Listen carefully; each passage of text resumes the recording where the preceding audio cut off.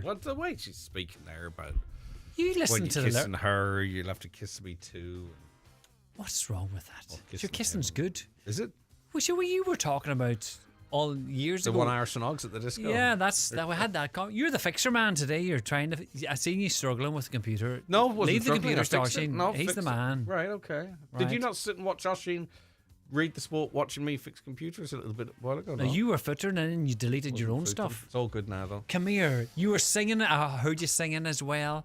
And you're going, million love songs made up. When we Big went conversations, but what about what you do? Would you retire with $1 million? You're a bit bunged up today, but Yeah.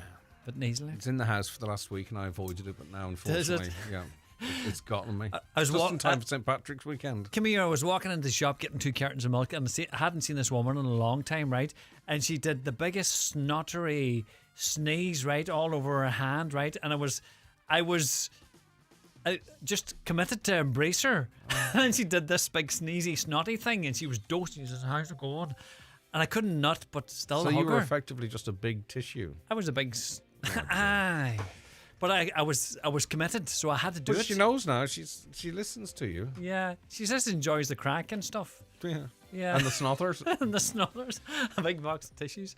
Dry your eyes, Gooch. What about this nice €1 million winner? Isn't this lovely? We'll have to talk about it tomorrow because it's 9 o'clock. Get away. I know, you get away. You should start work a bit earlier. Come in at 8:30 for the crack. All right, Lee, take care of yourself. Have a good show, Have a good day. All right, that's Lee Gooch back with you tomorrow morning at 6:30. It is 9 o'clock. And it is time for Wednesday's 9 till noon show after we get the news update at 9 o'clock. And it's over to Donna Marie Doherty. Thanks, Greg. Good morning. The President of the European Commission says the imposition of US tariffs on EU steel and aluminium imports is deeply regrettable. Ursula von der Leyen this morning said tariffs are taxes that are bad for business and worse for consumers. She warned the EU will now apply countermeasures, which will start on April 1st. The countermeasures we take today are strong but proportionate. As the United States are applying tariffs worth $28 billion, we are responding with countermeasures worth 26 billion euros. This matches the economic scope of the tariffs of the United States. The Taoiseach has praised Donald Trump for his role in a potential peace deal for Ukraine. The US has negotiated a 30-day ceasefire with the Ukrainians and will now present those terms to Russia. Later, Michal Martin will become the first world leader since Volodymyr Zelensky to meet President Trump at the White House. He praised Donald Trump's role in bringing about this potential peace agreement. There's still a journey to travel, but I think momentum is clearly picking up now as a result of the outcome of the talks today. And hopefully that can progress into more substantive discussions. And it's also very clear, that the United Kingdom, France and others have also been involved in helping and assisting this process. Long-awaited works to repair water supply issues on Gola Island have been welcomed. However, a West Donegal councillor says the issue is merely a symptom of a wider issue that needs to be addressed.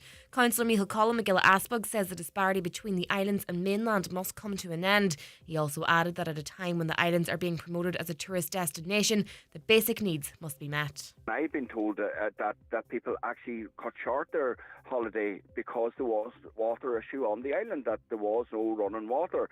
And people, when they come to places like West Donegal, to our island communities, they're cooking, they're washing, they're drinking water. And the idea that we don't have water and that we're asking tourists to bring their own water, it is absolutely backwards, and that is not acceptable to any community.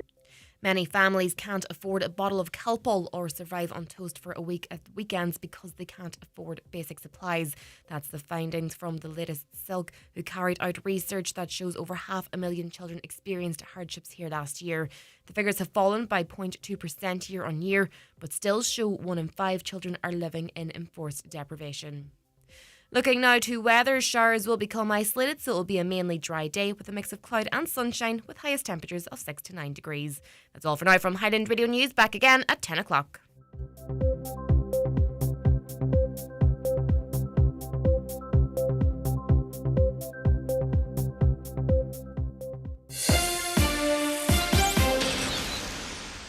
Switching to an Energia Smart Plan really could mean lower energy bills for future you. Not only will you save up to 33%, But you'll also get energy insights to help you manage your usage and make smarter energy choices. Something future you will always thank you for. Switch now at energia.ie or call us on 0818 300 701. And remember, you'll always get the best deals when you come to us direct. Energia. Think of the possibilities. Energia Smart Data Plan, EAB €1,166. Standing charge PSO levy apply. Savings based on standard electricity unit rates. Full details including associated terms and conditions at energia.ie. And now, it's time for the talk of the Northwest. The 9 to Noon Show with Greg Hughes on Highland Radio. Hello, and a very good morning to you. It's 4 minutes past 9, and it's Wednesday, the 12th of March. How are you all keeping? I hope you're very well. It is a lovely, bright and breezy morning here across the northwest of Ireland, and it's looking, unseasonably dry for the next week. We already know that those of you that have organised St. Patrick's Day celebrations for Sunday, you're going to get a mostly dry day, decent temperatures, and for next Monday as well, it's looking good for those that are running their events on the Monday. So that's all good, isn't it?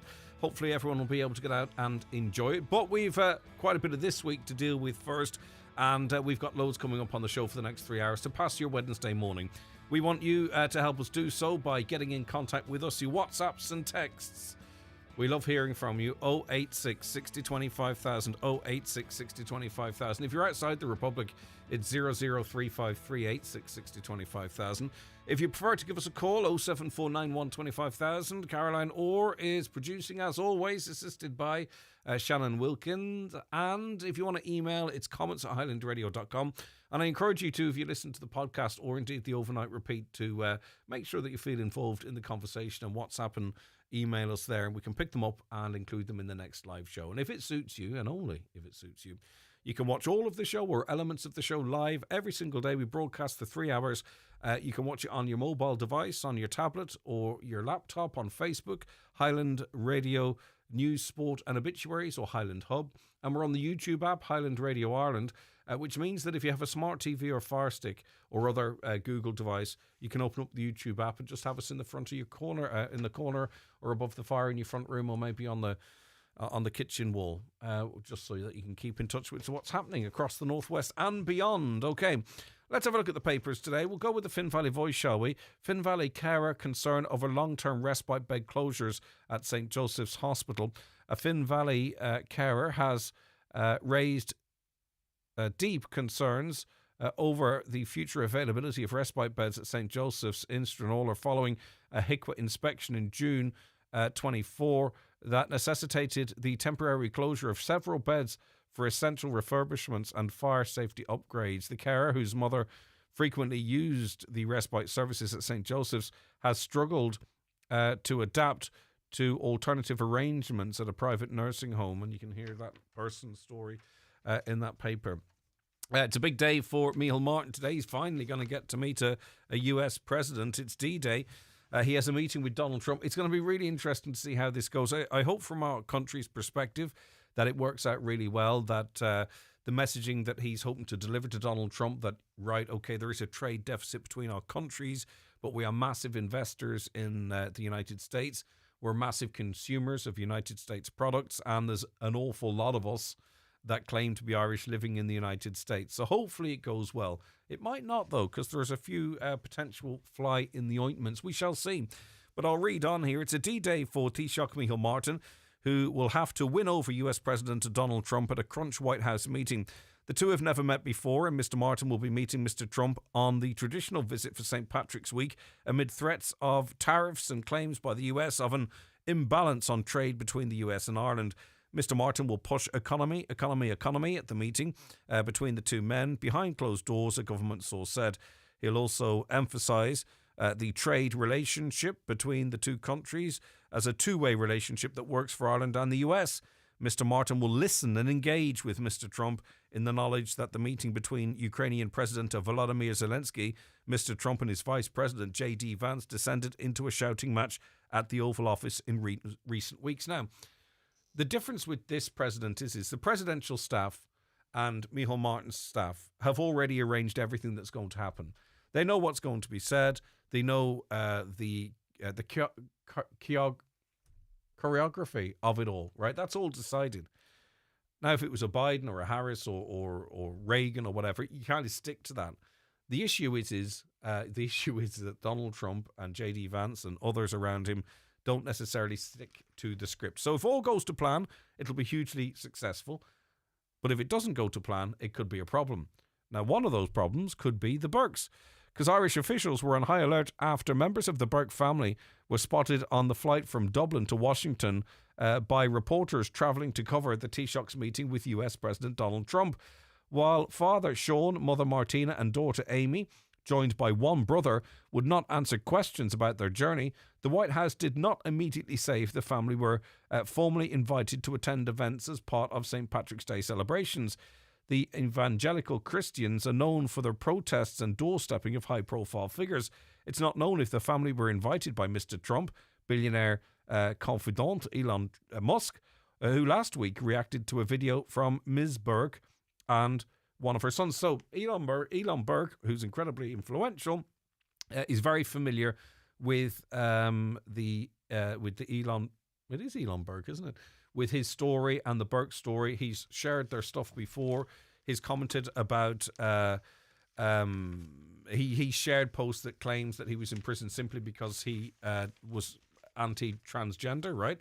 So he may well have put them down as visitors for that meeting. We don't know. It's going to be interesting to watch on. I don't know what you think about it. Would you like? I presume you'd like Micheál Martin's visit to go well, wouldn't you, without any disruption or what have you? I don't know. What do you think? 086 60 25,000. Seemingly some good news as it relates to a ceasefire in Ukraine emerged yesterday. As I say, I'm not obsessed with these stories. They're just on the front of all the papers, and inside you have to go to page 456 sometimes to find something else. But Vladimir Putin was last night under huge pressure to end the war in Ukraine. It came after a dramatic breakthrough in which Vladimir Zelensky backed a US peace plan. Senior Ukrainian officials signed off on an American proposal for a 30-day ceasefire, which could eventually bring an end to 3 years of bloodshed. The so-called deal in the desert was agreed after 9 hours of intense talks in the Saudi Arabian city of Jeddah. Last night, US President Donald Trump said he would talk directly to Putin, telling reporters, "It takes two to tango. I hope he will agree." So it is an interesting development. It's a significant development because Ukraine has agreed to whatever terms the United States put down, potentially, presumably, as it relates to not just the ceasefire, but what form it would take and what form conversations might take going forward. And it does put pressure on the Russians now, who are cozying up to the United States, to sort of say, right, we'll accept that. If they don't, they'll look like the antagonist in these negotiations. Many people feel they're the antagonist full stop, but you understand where I'm coming from. So it's going to be an interesting day to see how Russia responds to that. If the Ukrainians are happy with it, and it certainly stops a needless war, it seems, and the needless loss of young life, well, I would sleep a bit better at night, I think. On to the Irish Times, and government. This is actually another thing that the US administration had a big deal about, and that was the relationship between social media and governments. And there is this sense that the relationship between Meta, Facebook, and formerly X, Twitter, under Jack's stewardship, were really at the beck and call of governments. And that's what changed when Donald Trump took over. Obviously, Elon Musk owns X, but also Mark Zuckerberg, who owns Meta. He's cozied up to Trump too and got rid of DEIs and moderators, the content moderators, etc. So what was the relationship like, or is it like, between Facebook and the Irish government? Well, a former Facebook executive has lifted the lid on extensive Irish efforts to court the social media giant, saying the company was given a special phone for contacting the government if it encountered any problems in Dublin. The claim was made in a new book by Sarah Wynne Williams, who was among senior Facebook figures who discussed tax and data regulation in private talks with then Taoiseach Enda Kenny a decade ago. She says Sheryl Sandberg, a top Facebook official, received the special phone on her first Irish business trip after the company decided in 2008 to locate its European HQ in Dublin. The phone connected her to someone in the Irish government who could solve any problem or address any accommodation she needed. what was expected in return. Obviously, this was good for Ireland, wasn't it? A big US multinational basing itself here. Miss Wynne Williams was once Facebook's Director of Global Public Policy, but she's since filed a whistleblower complaint about the company to US regulators. This book is a mix of out-of-date and previously reported claims about the company and false accusations about our executives, Facebook said. Of course, they're not going to like it, are they? We mentioned yesterday, and there seems some quite some certainty in the media that water charges were eventually going to come in. And I'm conscious that you business owners out there are creased with them as it is, but I mean domestic water charges, and it was being framed as them being domestic water charges for excessive use only, and that families would get a very generous amounts of water before they might have to pay. An update to that story, the Irish Daily Star: water charges will not be brought back, the Taoiseach has pledged. It comes as opposition parties accuse the government of trying to reintroduce the water charges through the back door. Attempts to reintroduce metered water charges as part of the bailout programme were abandoned in 2014 after mass protests. Under commitments in the previous programme for government, work was initiated on draft regulations for charges for excessive water use. A recent briefing document prepared for new Housing Minister James Brown lists finalising the draft household water conservation charge regulations as a high-level priority. However, speaking to reporters in Austin, Texas yesterday, Mr. Martin said there will be no return to water charges. The Department of Housing also said that Minister Brown is not giving consideration to bringing in excessive use charges at this time. So they've, pardon the pun, blown that story out of the water. We'll watch and see what goes on. Have you seen the images of the aftermath of the collision between the oil tanker and the oil tanker and the, what do you call it? What do you call it when they carry the big crates? My head's fried today with this head cold. It'll come to me now in a second. But survivors of the North Sea tanker smash told yesterday of their miracle escape after they were rammed out of the blue. Crew on US vessel Stena Immaculate fled within seconds to spare following the collision with Portuguese-flagged cargo ship, that's the word I'm looking for, Ceylon. Yesterday, UK police launched a criminal probe and arrested a 59-year-old thought to be a Ceylon crew member on suspicion of gross negligence, manslaughter. A person did die. The positive thing is I suppose, that these ships are not going to sink and they can be towed to safety, and it will limit pollution. But if you watch the marine traffic video footage of it, it really is quite remarkable. The one is anchored. The cargo ship is anchored and the tanker just comes straight down and into it. And you just think in this day and age, with all the warnings that must go on, and do you know what? Who will answer some questions on that for us is Charles from Charles James and the Rise. They're in on Friday. That's the job he does out foreign, as they say. It'll be interesting if he didn't mind answering questions in relation to that. If you're a Manchester United supporter, well, it's a good day today because the way football supporters is they delight in other teams not being successful, even if they're not playing them. But anyway, Manchester United are building a massive circus tent. Isn't that lovely? Manchester United yesterday unveiled plans for a new $2 billion stadium, which will sit at the heart of a miniature city of the future. A massive regeneration project surrounding the replacement of crumbling Old Trafford could create 92,000 jobs and 17,000 new homes. It's hoped the largest stadium in the UK, dubbed New Trafford, will be completed on land next to the current ground within 5 years, which is really quite remarkable. And it's going to be effectively then probably the most impressive stadium in third division football. That's remarkable. Fair play to them. We wish them all the success in the world. Daily newspapers are courtesy of Cosgrove, Centra and Diner, Mountaintop, Letterkenny.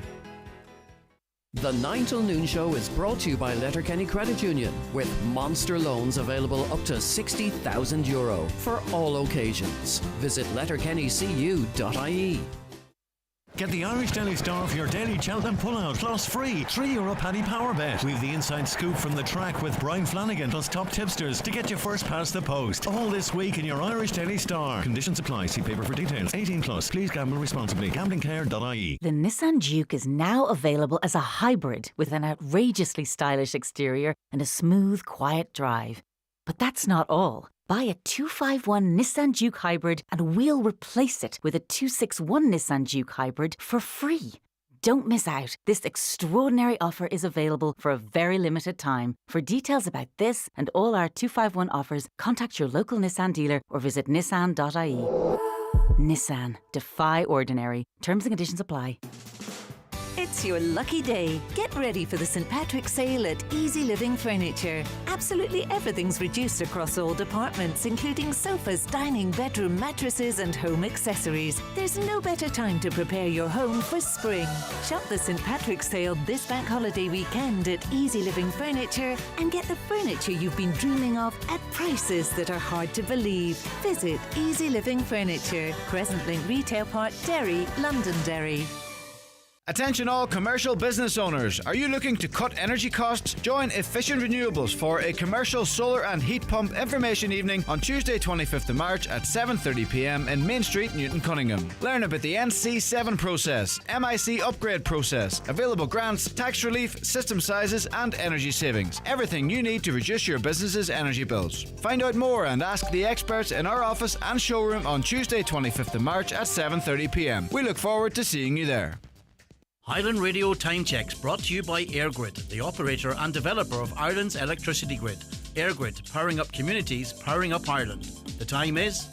The time now is just turning 9:20, and I have in studio with me Deborah Dooher, who is sister of Charles Dooher from Lifford, who was the victim of an attempted murder. We're just going to talk about what they've been through, Charles's condition, and I suppose just as a family and as an individual, how are you getting on, Deborah?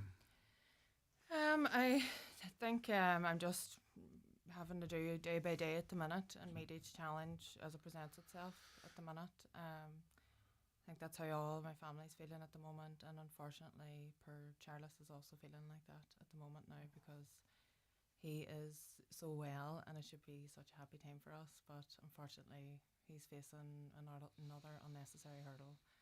And we'll talk about that in a moment because that's an important part of his road to recovery. Yeah. Can you bring us back to the day that this attempted murder happened on him?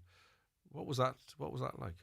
It was just a normal day. Me and Mummy were going to get our nails done, and we were getting ready for a big meeting that we had 2 days later, and we were all excited about it. And Charles rang to see if I could pick up the dog for him, and Mummy was on the nail salon with me, and I said, "Oh, Mummy's just finished. She'll come pick her up because I have an appointment now."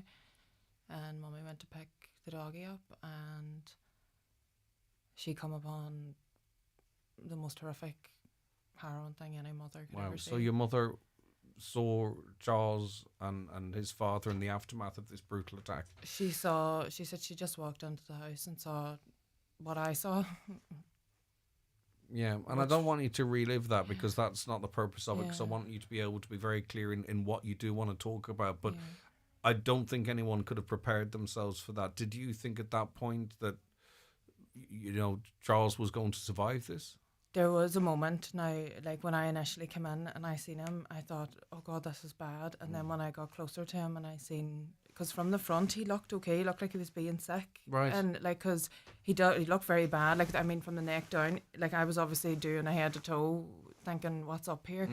But obviously all the injuries were to the back of his head, and at that time he's, I suppose it was so swollen, I didn't know he was missing, his skull was fractured into pieces, like I didn't know, and all I seen was blood everywhere, and then he was like projectile vomiting like I'd never seen anyone, and it was just blood and just the body in complete shock. Just awful. It was in shock, and I just felt awful for him. And I did think for a moment, I thought, my God, like I can't believe this is real. Like, is he gonna die? Like, and then something came to me that said, I swear to God now, something came to me and said he's gonna be okay. I didn't hear it with my ears, but I heard it inside my body, and I knew from that moment to now that he's going to be okay.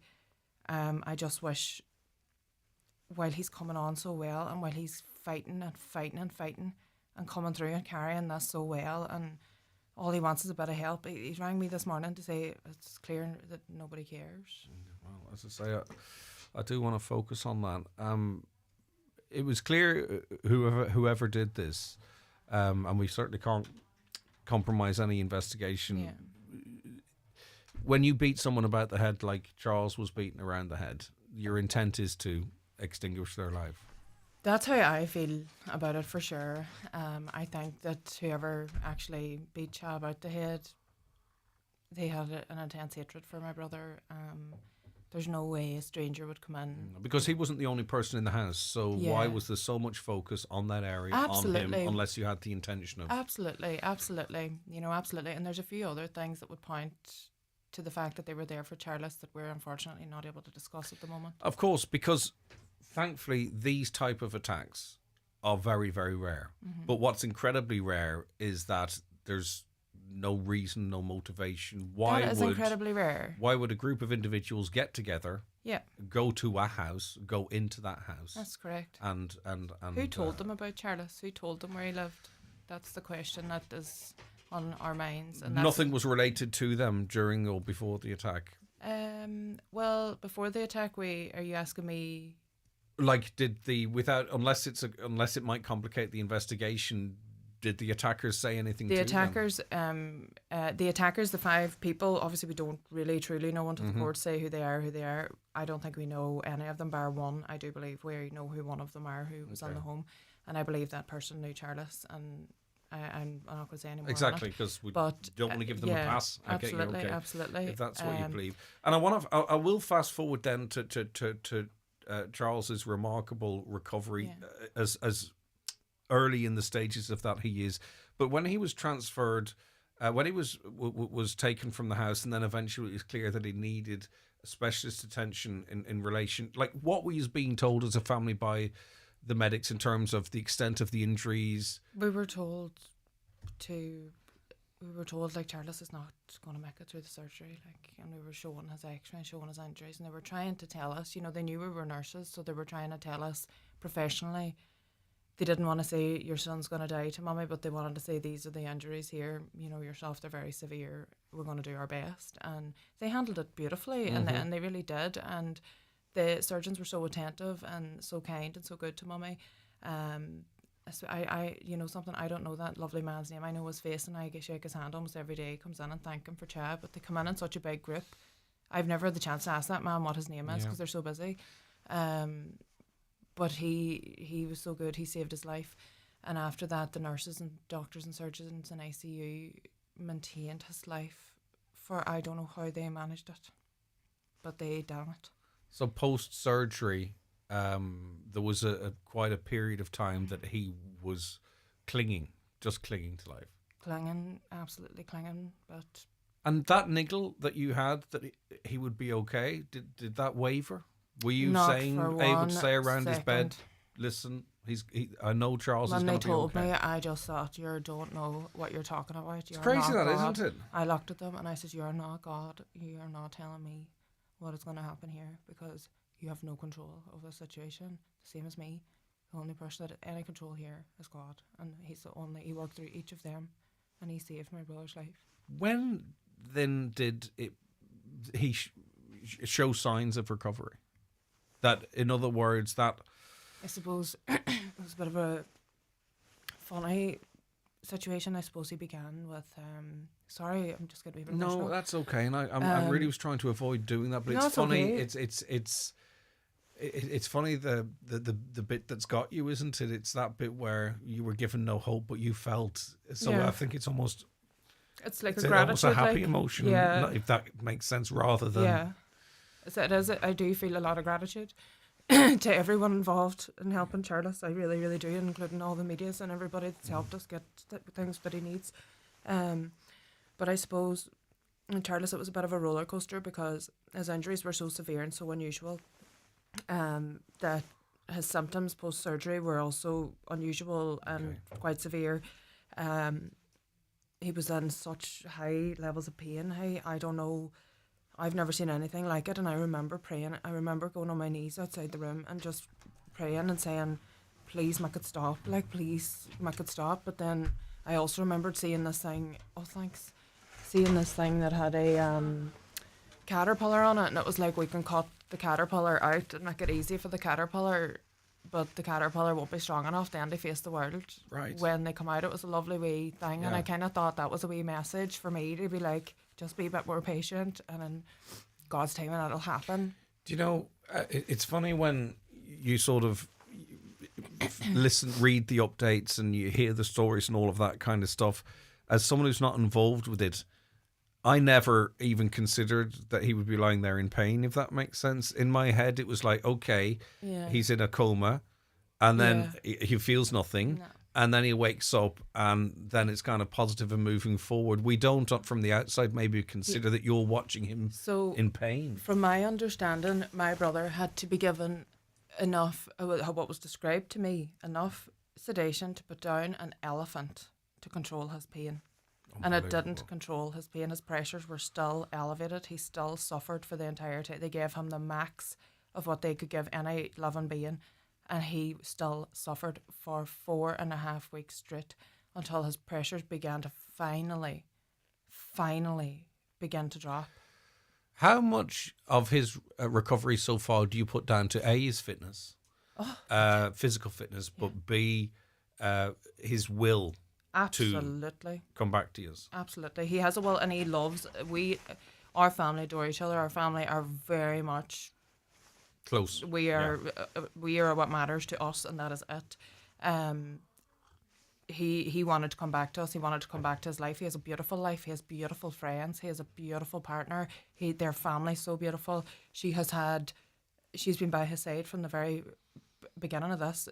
Like, I can't tell you how much of a support her and her family have been to ours, and his friends have been to us. He has nothing but life to live. He is fit. He is healthy. He's gorgeous. He's successful. He's so smart. He can do anything he wants. And see, after this here, he doesn't have to be here. He's the kind of guy that he can put his hand to anything. It doesn't matter what people do to him or take from him. He's going to go and get whatever he wants. Well, I think he's already proven that. He's already proved that in terms of the want to live. Yeah, absolutely. The will, absolutely will and want to live. Absolutely. Right. So obviously he's from the Republic. He lives in Lifford, right? Well, he actually lives in Derry with his partner Charlotte, and before that he lived in Australia for 9 months, and prior to that he was living in Belfast. So he's a complicated character. Yeah, where he's from. Yeah. Like I say, he's quite interested in business, and he is a successful guy, and he's a smart guy, and he goes around and he wants to experience life, and he's met a lot of people. That's cool. That's brilliant. And anybody that you'll talk to about him will say what I've said about Charles. Anyone that's actually met him, and they'll tell you how business savvy he is. He's a really smart guy. He's a doer, not a talker. Absolutely, that's dead right. He's a doer, not a talker. And since he's been back, him and Charlotte have been considering where they're actually going to go in the world to live. They're actually planning on moving somewhere out of this country altogether. But in the meantime, they've been staying in Charlotte's home in Derry. And I suppose, I think wherever you got that information is the same place that I think the Royal Victoria got their information. Yeah, it's not living, it's just I thought he was a living guy, right? So where he's actually living he is Donegal man. That's what I'm saying. So where he's actually living at any given time, I wasn't even considering that. No, do you know what? It's important for me to get that out there, because I'll tell you why it's important for me to get that out there. It is going to bring me to the issues that I'm experiencing at the moment, and that's why I think it's important that information's out there and people actually understand the background to Charles's situation at the moment, and that's why I wanted to put that out there. Good. Well, this is the opportunity to clarify everything, isn't it? Yeah. So in terms of his recovery now, where is he at? Is he able to communicate? Yep. Is he able to get up, move around? Yep. What is his prognosis with all the right care? So Charles at the moment is able. The only problem that he's big barrier that he's struggling with, and we're also struggling with, because he's so thirsty and he's so dry, as he can't swallow and he can't eat. He's also becoming emaciated because those feeds are not enough. There's 3,000 calories. Can't maintain his weight. He's a big, massive, huge tank of a man. Yeah, I get you. And he is absolutely emaciated. Like, he is emaciated like a skeleton. And it's just awful. Like, it's astonishing how quickly that can happen when you're laying down. He was a big strong lad for about 2 weeks. Big strong lad for 2 weeks, and then I'm telling you, after about just coming to the end of the 2 weeks, the muscle, and he just began to fade away. He just began to lose himself. It was scary to watch now. It's very quick and rapid. So hopefully then that all comes back over time. What is the complication in terms of him being classed as a living in the Republic, even though he lived in Derry or elsewhere, and where is treatment, and what's the problem here? The problem here is that there are 3 ladies from finance, and the consultant is looking after Charles came to meet with us yesterday, and they brought 3 nurses from the ward as well to come in and sit there, but they didn't speak. They didn't advocate for Charles in any way anyways. But the three financial ladies explained to us that the Royal Victoria Hospital isn't run by the consultant that's in charge of Charles's care. He doesn't run his department. He doesn't run the neurosurgery. It's run by finance. And she explained to me that when Charles initially came in, the finance manager of the hospital contacted the HSE, and someone in the HSE, who they won't give us a name for, told them that Charles lived in the address of the incident. I believe they were maybe told the address where the incident occurred.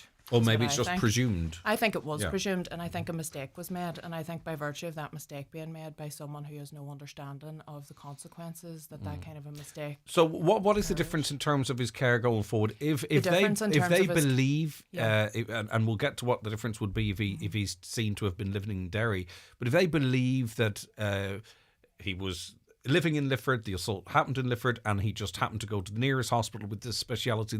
What do they want at this point? They want him to move? They want Charles to be transferred to Letterkenny General, where he is at risk of the suspects making another attempt on his life. They want him to go there because they believe he's not entitled to their care, and they have allotted him into a legislation that doesn't apply to him because he has an address in the north of Ireland. As a result of that, 3 weeks ago, Charles went for a measurement of his brain to have his plate ordered. That was done on the same day, and from that day, Charles, the consultant, was supposed to sign a piece of paper and order that plate to be made. That plate cost £5,000 to be made, and the consultant spoke to us about this and warned us. He told us initially there'd be no problem with it, but then called us in for a meeting and warned us that finance had an issue with it and that they weren't going to fund it. So we said, that's grand, can we pay for it ourselves? We'll give you the money, will you pass it to them? And he said, then he came back to us and said, no, they won't accept. And I said, can you get us a meeting with them yourselves? And we had that meeting just yesterday. And we came down and we put it to them yesterday, and we told them, you have made a mistake, we can give you evidence that you have made a mistake. Why will you not just change your mistake and get Charles the care he needs? As a result, now, yesterday would have been the date that Charles would have actually been told, hey, Charles, your skull is ready. We're now waiting for you to put you into a slot in theatre to have your skull. But unfortunately, yesterday, Charles was told, no, we don't have an answer for you. We need to speak to finance, Charles first. And Charles wasn't allowed into the meeting because they felt it would impact Charles negatively if he heard what they had to say.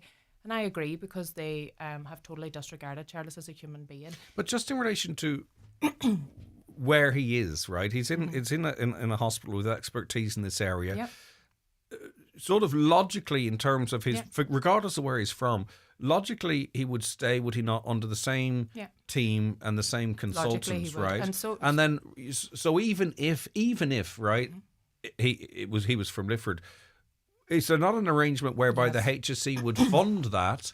For the continuance of care? That would be logical, because he kind of goes back to square one, presumably, if he moves to a hospital in the Republic. So regardless of whether he lives in Derry or Lifford, yes, he'll be referred back to the Royal. It'll just take a much longer period. It'll take a long, and it'll cost more funding from the taxpayers' Have you anyone pocket. advocating on your behalf or engaging We with the have asked Sinn HSE on Féin this? to talk with them. Sinn Féin have written to them, but they have actually just had the meeting with us after that and told us they don't care. They're not interested. This is about money. They said that they are putting their foot down, and they're not. They actually, when I asked them to write down that we've told them that we have evidence, they were a minute in the meeting and they were not even taking minutes of what I was asking them. I had to ask her to write down, can you tell me that we are... So that makes it even more frustrating. It makes it even more. Like, and then when I asked, where do you hear this? This is what really irks me. This is the people that are looking after our service and our funds, our money that comes out of our wages. Half of our wages, 50% of most people's wages come out of their bank at the end of the month, and it goes towards services like this. And this lady, each three of them are paid over £80,000 a year to deny somebody a £5,000 plate being made, and to deny taking private health insurance for it, to deny taking the money, to deny taking cash, to deny taking a cheque, to deny taking a bank transfer. Why? Because they want to make him wait. They actually told us he's not special. They said he can just wait like everyone else. Yeah, but like I like common sense. Yeah, same. I like common sense. And I think I don't like waste of time and waste of money, and a bed's being held up with somebody that doesn't need to be in. It's all there already. Yeah. It's just really, just throwing you into bureaucracy. That's the only thing really this does at this point, because the end result, the net result would be the same, right? Except he's up, down, left and right. Yeah. So you're at an impasse now, right? Are you? So What I'm asking now, okay, from this, and this might seem a lot to people to ask, but I'm not asking you to just do this for Charles. I'm asking you to do this for yourselves as well. Because if you have a look, even just at any hospital that you know in any local community, it's jam-packed, it's full. People in it are generally either waiting on a placement or waiting on a package of care, or people with heart attacks are dying in waiting rooms because someone in there has an alcohol problem because there's no establishment in place to deal with alcoholism or drug addictions or things that the public actually need in place. What's happening is, what I've learned yesterday, people who have no degree in healthcare are leading healthcare. People who have degrees in finance are leading healthcare. They are not at all, they don't have a duty of care. The consultant told me yesterday that he has a duty of care to Charles and he cannot do that. That's an official duty of care. It is an official duty of care that yeah. he cannot carry out because the finance department of the hospital will not authorise the consultant, the brain surgeon, one of the smartest people in the world, one of the most important people in the world. They will not allow him to do his job, to write, just to even sign a piece of paper to make a plate. They won't even allow him to do that. And that's going to delay Charles for 3 weeks no matter what. We're still delayed today. We're delayed another day from getting that plate made, and Charles will always have to wait 3 weeks from the day that paper is signed. Yeah. Oh, always 3 weeks. But, I mean, like, at the end of the day, they can't force him out of the hospital either, right? Well, by the looks of things, they are saying they can. They told us yesterday that they can because they have it under the HSE, someone that they didn't get consent to contact. We've been in the hospital 24 hours a day, 7 days a week. Why did they not ask his family where he lived? This is no disrespect to Letterkenny University Hospital, and I'm not obviously not a medic, but surely in They're his not equipped. To his They're not condition, he moves to a Dublin-based hospital at the He very should. least. That's what I said. We said we would agree to him being moved to Beaumont where the facilities are available for him. We did say we'd agree to that. And she said to me, why is Letterkenny not good enough for you? And I says, because it doesn't have the facilities to deal with Charles whenever if you have a fall. If you have a certain, particularly brain-related injury, you get to Letterkenny or helicoptered or whatever it is to Dublin. That's wherever Charles will go, at whatever hospital that they put Charles to, whether they want to put him in Altnagalvin or Letterkenny, there's 2 risks here. He's got an hour and a half journey to Belfast. He's got a 3-hour journey to Dublin to be saved. He's very high risk falls. He's attached to tubes still for feeding. He's got half of his skull is missing. Could you imagine if you fell and hit your head on the ground? Never mind if Charles fell and had his head on the ground, his brain would fall out and be lying on the floor beside him. Just to clarify as well, Deborah, for clarity, if they accepted that he actually lived in Derry, we wouldn't be having this problem. This is based on the fact that based on an assumption that they made. Assuming they made an assumption. Can and he a mistake. not make or someone on his behalf make a legal declaration? We have actually, he was living in Derry. We've asked them to contact our solicitor for legal proof, and they won't do it. They won't. They just are not on track with us. So it's very interesting. I think possibly it could be because, you know, we want to stay with Charles 24 hours a day because, like, it's not fair in the hospital. I'm not saying anything about the nurses, right? Don't get me wrong. Nurses are brilliant. But there's only 1 nurse to 6 patients that are not able to talk for themselves, walk, do anything, season all the time, falling around beds with tubes attached to them. And the nurse is running around having to be responsible for 6 of those patients. And they're having a problem with us staying 24 hours a day. I'm sorry, but Charles would be dead if we weren't there 24 hours a day to look after him. How are you controlling how much information you're giving Charles? You know, you don't want to stress him. We are not stressing him. Everything is positive. Unfortunately, yesterday he asked the consultant himself, he says, sir, when are you going to make my plate? Or are you the man going to make it? And he says, aye. And he says, when are you going to make it? And he says, I can't answer that question. I have to have a meeting about it later. And then Charles says, can I come? And then they came in and told Charles he couldn't go to the meeting. And then whenever we came back from the meeting, like, Charles actually hasn't spoken. That's the only conversation Charles has had with the doctor since being transferred down to neurology. And every single day in ICU, consultants, doctors, specialists can update us every day on every aspect of Charles's care. Since we moved to neurology, we've actually been told it's not the done thing here. You don't speak to the doctors here, so you can't talk to the doctors about Charles's health. Charles couldn't even speak. Charles didn't even know. We didn't even know. We weren't allowed to know what medicine Charles was getting, because we weren't able to speak to a doctor to find that information out. It's remarkable stuff. How much of his skull is missing? Half of it. Yeah. The whole left side of his skull is one gone. can only imagine And his cheek what is it must displaced. feel like to be He sneezed. sitting there. He sneezed yesterday and goes. He was in pain for about 45 minutes afterwards. He had a throbbing headache. Told the consultant that, and the consultant was sitting there in front of these finance ladies. The finance girl goes, well, what can I do? And the consultant went, Yeah. Like, as if, sure, it's nothing to me. I'm still getting paid my wages at the end of the month. Like, you know. What he's else is doing to next, me? Deborah, I mean, obviously, I know you spoke to the likes of the BBC, NI, UTV, us and others, right? And you're hoping that...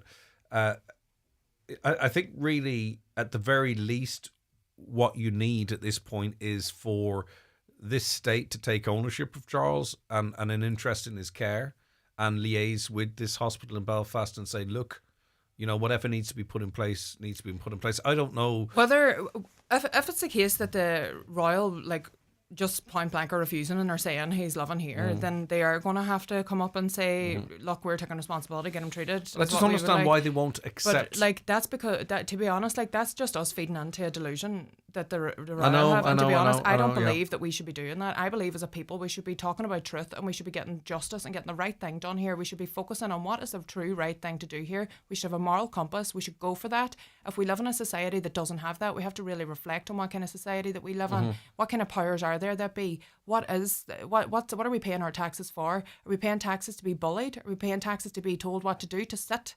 What are we paying them for? Are we being paid to be skint? To not be able to buy a loaf of bread? The vast majority of people are heat versus eat at the minute in this country. Yeah. What? So you bust your brains open, they still won't help you? I'm sorry, but if that was the Taoiseach's son or some politician's son or state surgeon's son or some of the finances doll's son or daughter, they'd be well sorted anyway, that's for sure, because it doesn't matter what you know, it matters who you know.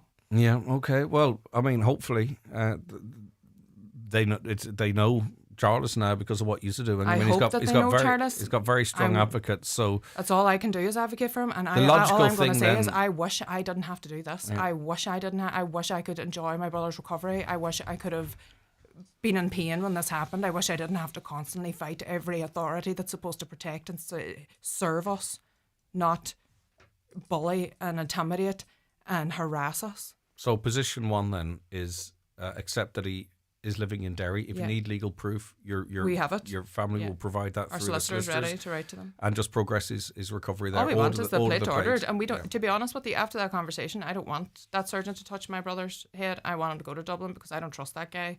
Okay, I don't trust anybody who would say they have a duty of care and then turn around and say, but 5,000's too steep. You know, let's have a look at your wages. Like, we know you're rotten. With it, like, Deborah, with money, I know what you're saying. Deborah Dooher, thanks very much for that. Deborah is sister of Charles Dooher from Lifford, who is thankfully recovering, but obviously that recovery is being hindered by this finance department, who ruled the hospital down to money. Yeah. Okay, we'll be back with more after these. The 9 till noon show with Letterkenny Credit Union, now offering mortgages from €40,000 to €600,000 with no hidden fees or transaction charges. Letterkenny Credit Union, 9102127. Shower, teeth, clothes, coffee, keys, car, drive, work. Shower, teeth, clothes, coffee, keys, car, drive, work. Shower, teeth, clothes, coffee, keys, car, drive, truck! You never know what's coming. Slow down on rural roads. A message from the Road Safety Authority. Visit rsa.ie. Do you suffer from high cholesterol, menopause symptoms, digestive issues, anxiety, aches and pains, or a lack of energy? The highly trained team at The Natural Way Letterkenny can provide advice on natural remedies for a number of individual health issues. The Natural Way also has its own brand of herbal treatments to help fight fatigue, relieve digestive discomfort, maintain a healthy immune system, and alleviate common menopause symptoms. The Natural Way at Letterkenny Shopping Centre, your one-stop health shop. They say time equals money, so spend your money where you spend your time. No matter what your preference is, Cooney's Home Interiors has something to suit every taste and budget. With our extensive range of home furnishing to fit every room and style, from mattresses and beds to rugs, mirrors and suites of furniture. Visit us in store today and see for yourself what Cooney's have to offer, and let us help you make your dream home a reality. Cooney's Home Interiors, Letterkenny Retail Park. Huge range, great prices. The Power of Choice Spring Sales event is happening now at Kelly's Toyota, Letterkenny and Mount Charles. Test drive our wide range of hybrids, plug-in hybrids and the fully electric BZ4X, and see why Toyota is Ireland's best-selling car brand again this year. There's flexible payment options and incredible offers, including our biggest Power Up booster of up to €3,000, available until the 15th of March. At Kelly's Toyota, Letterkenny and Mount Charles. Toyota, built for a better world. Terms and conditions apply. Best-selling claim based on latest published monthly figures. Building, renovating or upgrading your home? The Inishowen Co-op Home Build event is back on March 22nd with a new edition for 2025, the Energy Efficiency Hub. Meet over 50 exhibitors showcasing the latest in retrofitting, solar panels, construction, windows, doors, paints, flooring and more. Join us Saturday, March 22nd at the Inishowen Gateway Hotel, Buncrana from 11am to 4pm for expert talks, virtual reality home design and photo with the Dulux dog. Check out Facebook for details. See you there. The 9 till noon show is brought to you by Letterkenny Credit Union, offering low-rate car loans with fast approval. Apply online at letterkennycu.ie or in office today. Bargain Homewares, Lower Main Street, Letterkenny. Closing down sale. Everything must go, with up to 50% off remaining stock. Don't miss out. Grab amazing deals before they're gone at Bargain Homewares, Lower Main Street, Letterkenny. Are you on the hunt for a reliable car that offers exceptional value for money? At iMotors, we have a huge range of 2024 nearly new Nissan models available. Whether it's petrol, hybrid or fully electric, Nissan has a 2024 model that suits your lifestyle. All our nearly new Nissans come with low mileage and are prepared by our expert team. Visit us today at imotors.ie to find out more. iMotors, fearless generation. A public interest message from Donegal County Council. It's the time of year when poor driving conditions are causing accidents. But did you know that a scratched wing or dent repair which needs a respray can only be done legally by a certified operator who holds a valid certificate of approval from Donegal County Council? The body shop or garage must display a valid certificate proving they have been inspected and meet the requirements of the Deco Paints legislation and best practice guidelines for vehicle refinishing. For an up-to-date list of certified operators, check the Council's website or phone us at 9153900. Donegal County Council, protecting your environment. When it's time for confirmation or first communion, it's time for a trip to Watson Menswear in Letterkenny. Choose from a great selection of top label, casual and formal wear. Suits with matching shirts and ties. Blazers, jackets and shirts. Also denims, chinos and footwear from big names like Diesel, Cavani and Tommy Bow. Stand out on the big day at Watson Menswear. Open 7 days a week on Main Street, Letterkenny. And online at watsonmenswear.com. Highland Radio weather updates with McElhenney's. Discover trending new styles each week in fashion, footwear, accessories, homeware and more. Visit us to explore the latest arrivals in store or shop online at mcelhenneys.com today. A mainly dry day with a mix of cloud and sunshine. Temperature 6 to 9 degrees, winds light. Now, Donegal Gaelic football legend Eamon McGee will feature in the series finale of TG Gahar's popular Lícra Gael programme. Now in its 23rd season, Lícra Gael provides the hidden stories behind some of the biggest names in Gaelic games. Eamon McGee's with me now to flag this. Good morning, Eamon. Morning, Greg. How are you? I'm all right. How are you? Wait, before this goes out. I am a wee bit nervous. Bit nervous now, but listen, it'll be grand. It'll be grand. Whatever people think of it, it'll be okay. I mean, obviously you divulge in a program like this as much as you want to, but obviously then you do sort of push potentially into your comfort zone. Would you be a good talker off camera in terms of stuff that affects you maybe on a deeper level? Some of the struggles maybe whilst you were playing the game. Like, would you be a sharer like that, or was this sort of out of your comfort zone? No, wouldn't be. I wouldn't be good enough at it now. If you were to chat to my close circle, I wouldn't be the first man to reach out. Good at identifying a problem, but maybe not so much fixing it. And it was like the show did take you out of the comfort zone. It was nearly kind of therapeutic in a way in terms of what you talked about and the bits that went into it now. And there was an awful lot. So there's an awful lot to cover in that hour. But I think Edel, the director, has assured me it's gonna be a good job, and she's confident on the final product. Why would you say okay to something like this? Because right, I think it'd be very easy, Oisín Kelly, Brendan Devaney, one of the paper guys, say, look, can we have a sit down and talk about your career, and you can talk about the highs and lows, the wins, the losses, the dressing room stuff, easy to chat about, right? But then the other stuff, how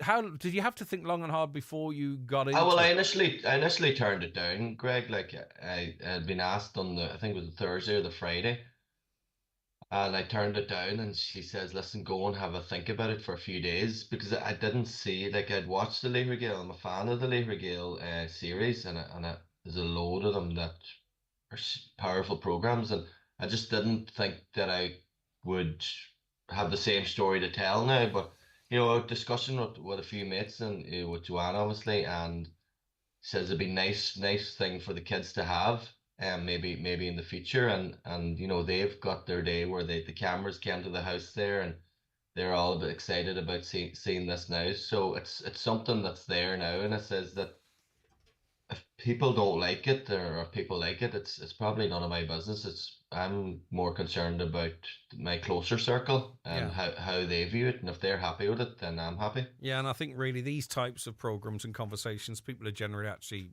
quite accepting of it, because whether someone agrees or disagrees with you, or likes or dislikes you, you generally can relate to another human being once you get all that crap out of the way.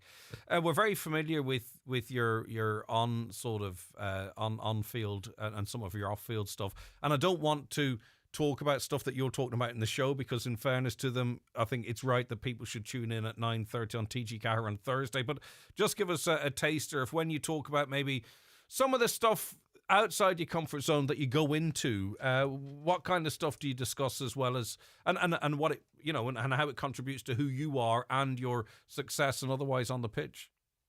Well, probably what one of the themes that were coming out of it was, once you're in, I there's a position of responsibility nearly once you're playing for a successful team like Donegal, and you're viewed as a leader, and the responsibilities are that you kind of have to be a good leader and a good example, and I probably wasn't for a large part of my career, um, and I know people talk about no regrets and this and that, and like, listen, there's nothing that keeps me awake at night in terms of that there. Now I've made peace with it, but there is part of me that wishes that, I could have been a good leader, like say Michael Murphy, and being a better example for the young Donegal J fans to look up to, and that's probably a theme that steps out. And I say it's hard to get. There's other parts of it where Edel he delves into in terms of the political stuff, in terms of the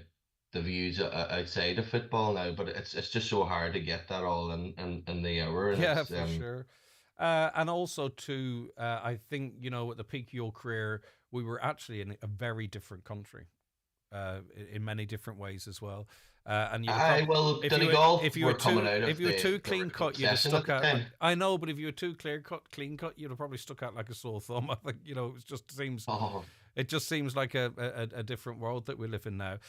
Listen, I can't wait to watch it. It's on TG Cahir. I wish I had more time. But anyway, we can chat again, but we want to see it for the first time on the show, because they come up with this idea. It's Lee Gale. It's on TG Cahir at 9:30 on Thursday. And you can catch it up, catch up on it a little bit later on. Before I let you go, I must ask you just about Sunday, the end of the league. Interesting comments from Jim McGuinness.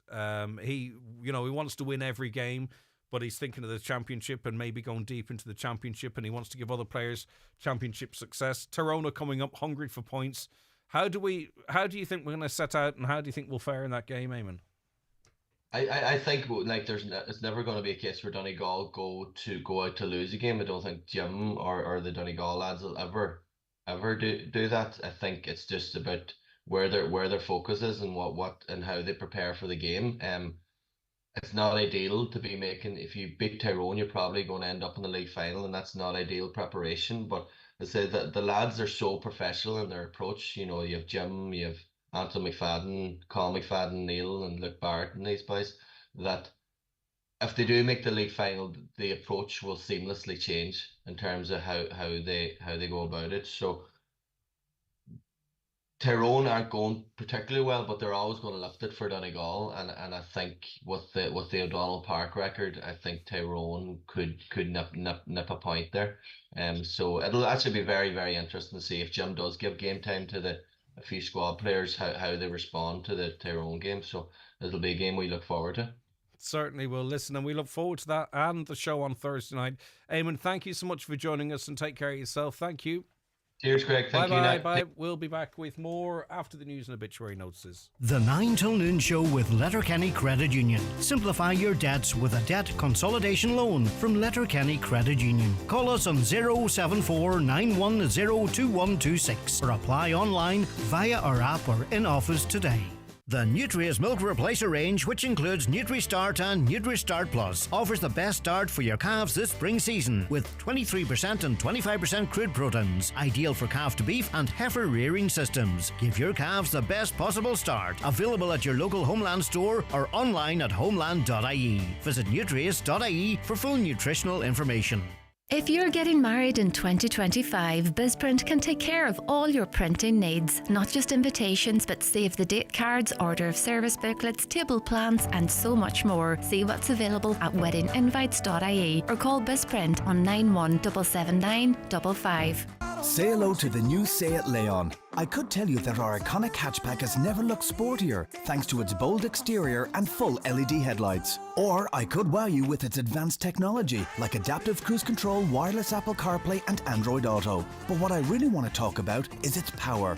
Choose from petrol, diesel or the next generation of plug-in hybrid, offering over 100 kilometres of electric-only driving range, giving you the best of both worlds. The new Seat Leon. Visit seat.ie for our latest offers. Your local Seat dealer is DMG Motors, Clar Road, Donegal Town. Telephone 074 9721 396. Highland Radio's 35th Birthday Charity Day. Hughie's Corner is a child, adolescent and adult counselling service based in Carndonna. Due to separation, it was necessary for my child to attend counselling, and if it wasn't for the service that Hughie's Corner provides, my child wouldn't have received the early intervention that was needed to support her during this part of her life. For just €10, you can support Hughie's Corner and other incredible causes while securing your chance to win in our big cash giveaway this Friday. Donate today and make a real difference. Visit highlandradio.com now.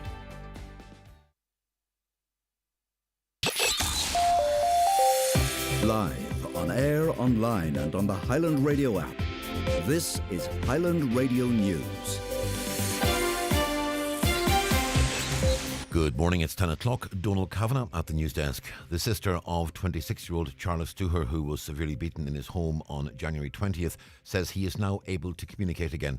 The young farmer, originally from Lifford, sustained significant head injuries, including the loss of a large portion of his skull after being attacked with iron bars. Deborah Dooher, speaking to Greg Hughes on this morning's 9 till noon show, revealed that despite the severity of his injuries, she felt confident Charles would survive while medics attended to him at the scene. All I seen was blood everywhere, and then he was like projectile vomiting like I'd never seen anyone, and it was just blood and just the body in complete shock. Just awful. It was in shock, and I just felt awful for him. And I did think for a moment, I thought, my God, like I can't believe this is real. Like, is he gonna die? Like, and then something came to me that said, I swear to God now, something came to me and said he's gonna be okay. I didn't hear it with my ears, but I heard it inside my body, and I knew from that moment to now that he's going to be okay.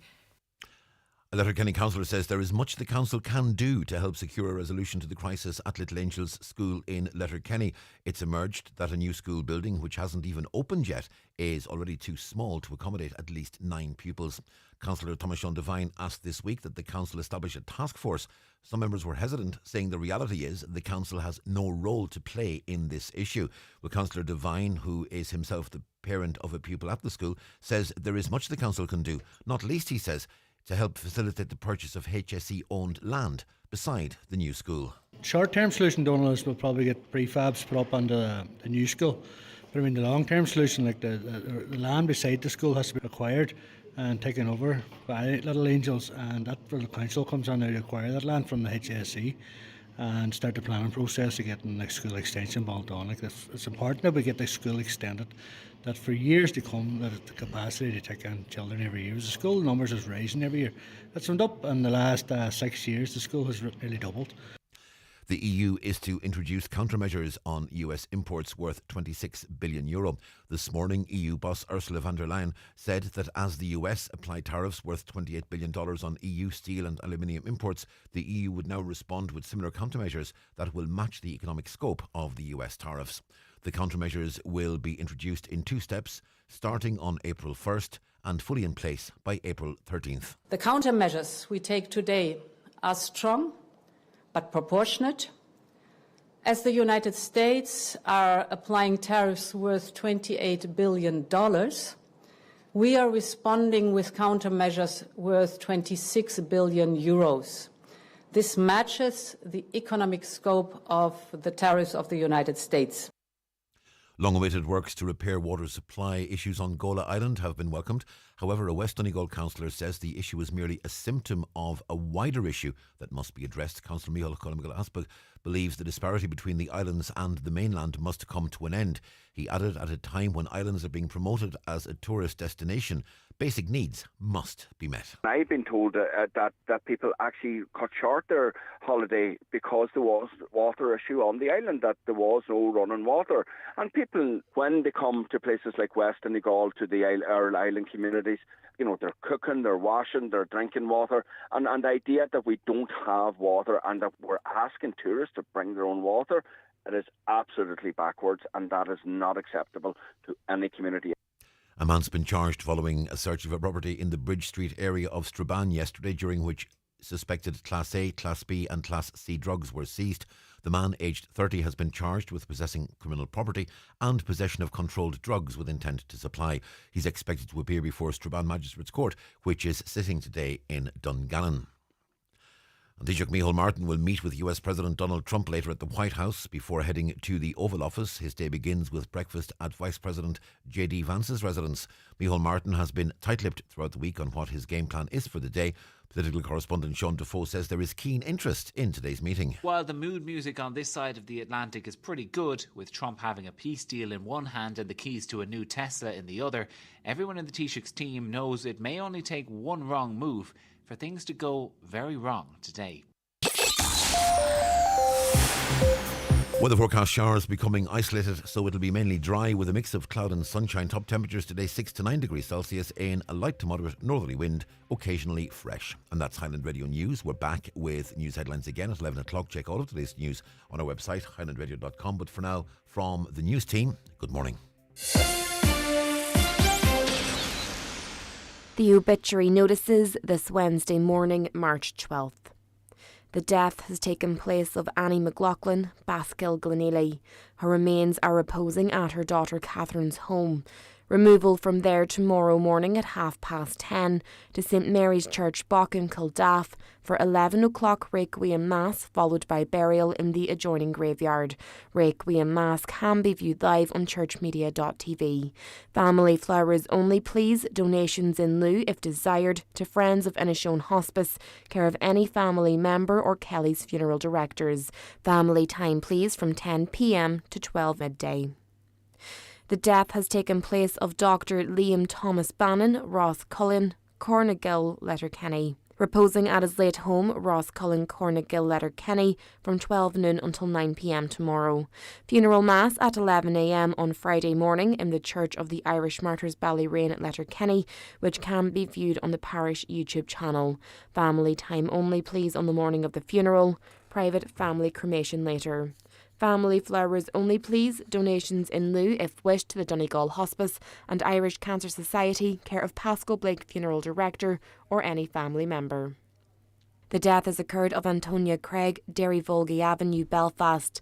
Service in Fisherwick Presbyterian Church, Belfast on Friday morning at 10 a.m. Committal afterwards to Ray Presbyterian Churchyard, Manor Cunningham, Donegal for 2:30. Family flowers only please. Donations may be sent if desired to NI Hospice, care of S. Clark and Son Funeral Directors, Newton Ards.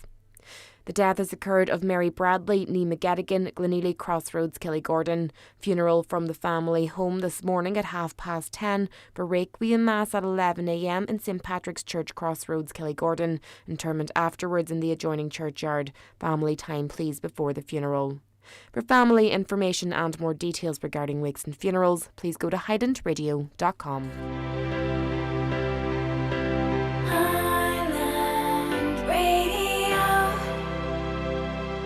Hassle-free broadband is here. With 3 5G home broadband, you just plug it in and you're good to go. From only €20 a month for up to 12 months. See in store or visit 3.ie. 12 months offer available to existing 3 customers excluding business and broadband customers. Applies to 5G home broadband plans only. Subject to coverage. 24-month minimum term. Direct debit and annual price increase of CPI plus 3%. Speeds may vary.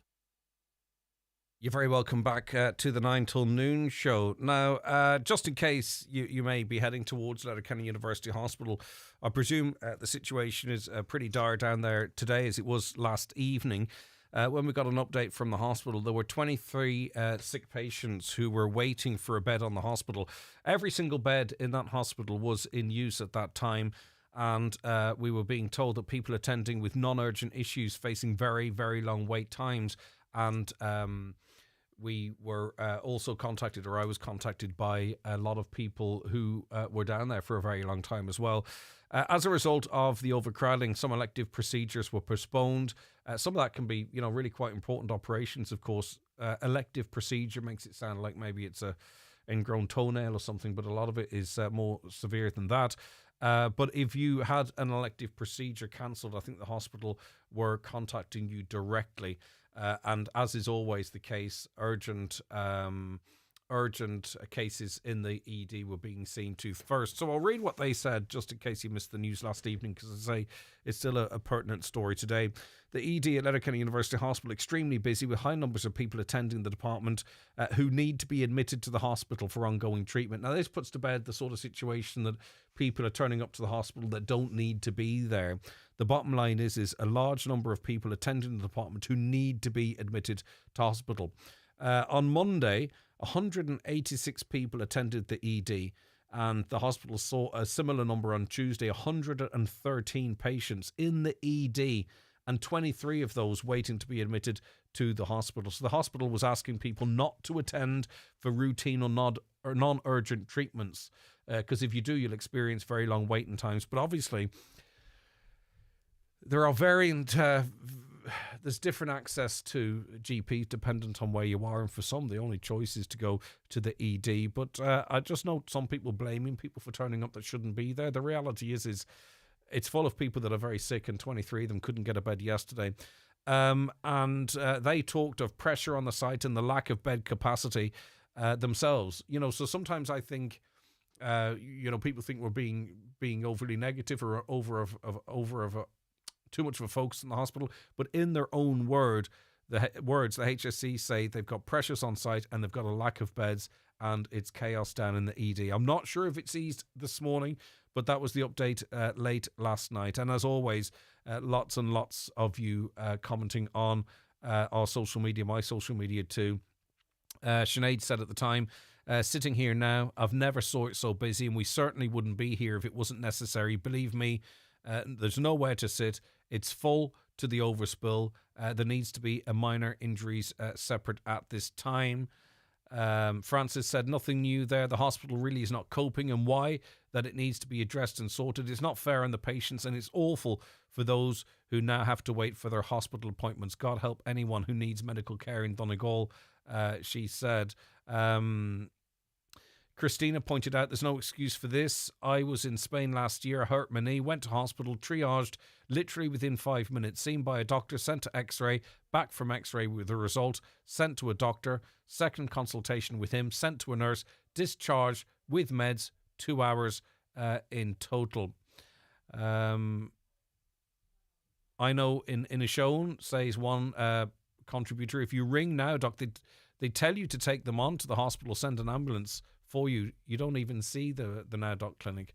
Another caller says, interestingly actually, because for much of the south of the county, Sligo University Hospital is as close as Letterkenny University Hospital, and one caller's experience here, I'll get to that in a moment. Anyway, they went down to Sligo University Hospital instead, and they had a much speedier experience there. Right, okay, so that's just a sense of what's going on. The HSE themselves released that information last night. Lots of you commenting that the hospital and the HSE is a shambles. Others pointing out that they believe it's not big enough. Lizzie said a new surgical ward is needed. Donna said, I witnessed this last night. I was in with my wee boy and the poor staff run off their feet. It's simply not fair. And on it goes. If you're down there now, let us know what it's at. But I think if you can avoid going to the hospital, do. But if you need to go to the hospital, go. Do you get me? You will be prioritised. You will be seen. I don't want anyone with chest pains or a headache that's not going, sitting at home going, I'm not going down there. Go to the hospital.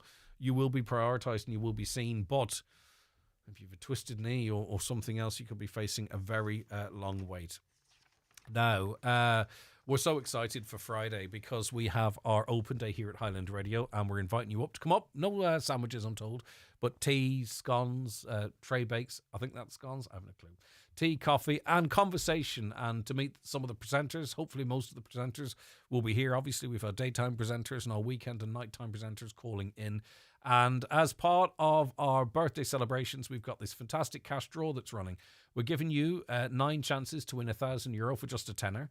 So from 11 o'clock or thereabouts on Friday, we'll have our first draw and then draws every hour for the following 9 hours. So that's great, isn't it? €10, price of a couple of coffees, €10, and you could win €1,000 heading into St. Patrick's weekend. You'll have 9 chances if you buy your tickets right now. But here comes the good bit. You have a great chance of winning. And you're also going to be supporting 3 great charities. Donegal Cancer Flights and Services. You know the great work they do, don't they? Don't you? We're talking about hospital services and access to treatment. They help people who require treatment in Dublin, Galway, etc. to get there, be it through the fantastic Donegal Airport or other ways. They've got great groups of volunteers and they're brilliant. And they rely solely on your generosity. So you buy a ticket, let's just say €3.33 is going, €3.33 going to them. The Blue Stack Special Needs Foundation do amazing work with young people, young adults in maximising their potentials and getting them into the working environment and all that kind of stuff. Fantastic. €3.33 would go to them if you bought a ticket today. And Huey's Corner, they do fantastic work as well in providing supports and counselling for young people often who've gone through big changes in their life, be it bereavement or illness or whatever it might be. They are there because those services weren't specifically there before they were established. So that's where your €10 would go. But as I say, you can win €1,000. You have 9 chances over the course of Friday. So do your thing, have a bit of fun, and also maybe you can win and support these 3 great charities. Get your tickets right now because we have the capability to process your calls. And that means then you can just sit back and listen to the great shows we've got for you on Friday.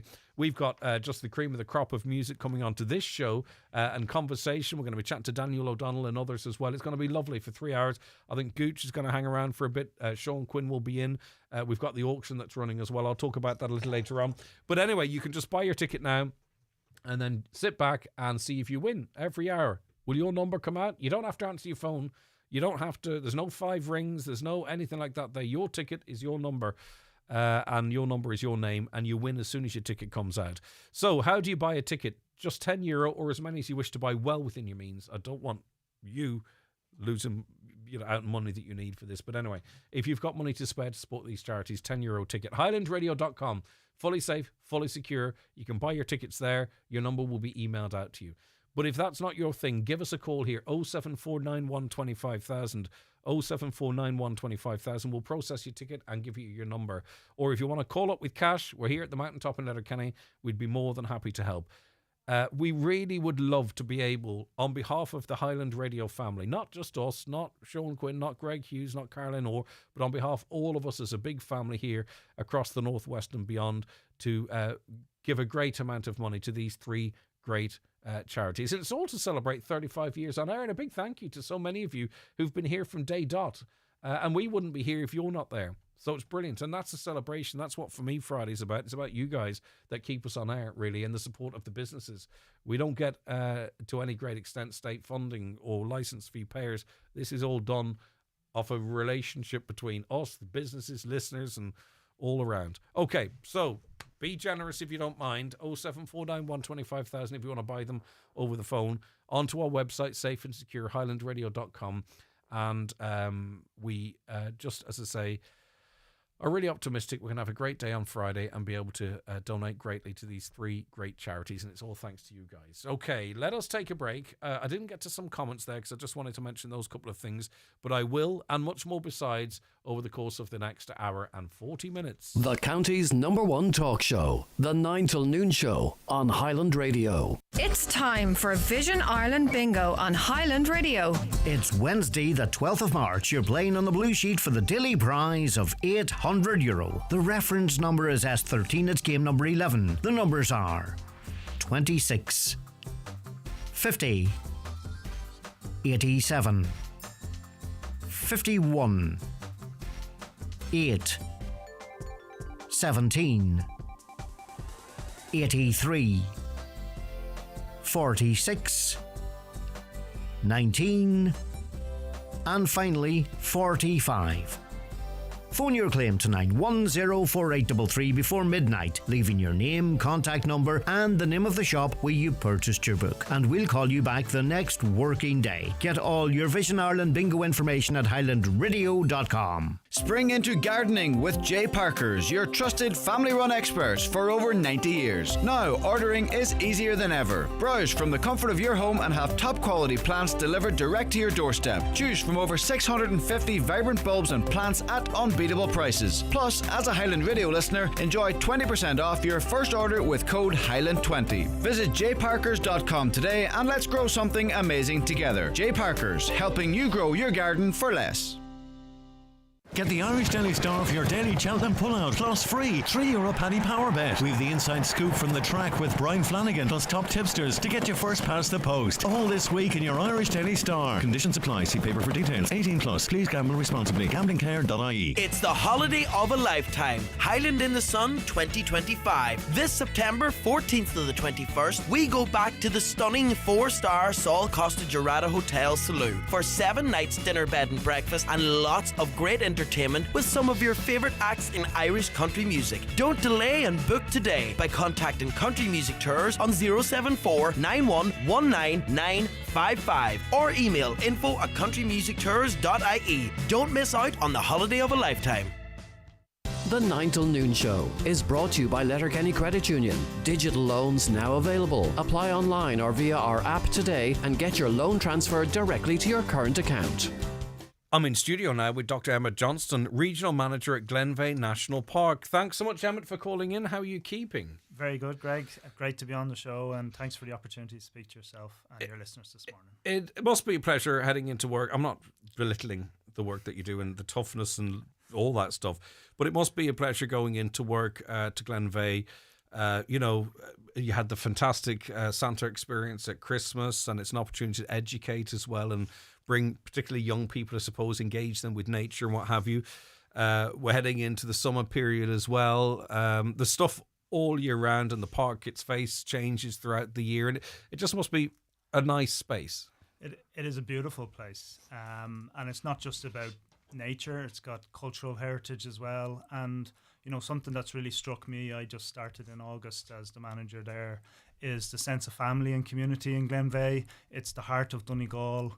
And it's a great location for local communities to come and just exercise, enjoy nature, experience their own culture, and we're very proud of it. And I'm very proud of the team there. They recently won the award for best hospitality location in Donegal, and they do a great job given the resources that we have to play with. Yeah, and I would encourage anyone who hasn't visited to visit. I'm a relatively recent adopter, but you're quite right.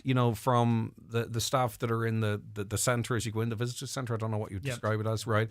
Particularly the bus staff, a lovely group of lads and ladies. I've only encountered the lads. I'm not sure if there's any women, but right across the board, you get a sense that they're either very great actors. All really enjoy their work. It's all genuine. I suppose it depends on the day. 100% genuine. I suppose in July and August things get very busy, and we can put a lot of people through the park in a single day. This time of year things are a little bit quieter, but as you say, we've a nature education team who really work very well with the schools and local community groups, right through to the visitor centre where we have our visitor services, the castle and the ranger team as well. How important is Glenveigh National Park? We're going to talk about the public consultation that's upcoming, but I want to learn some stuff maybe we don't know.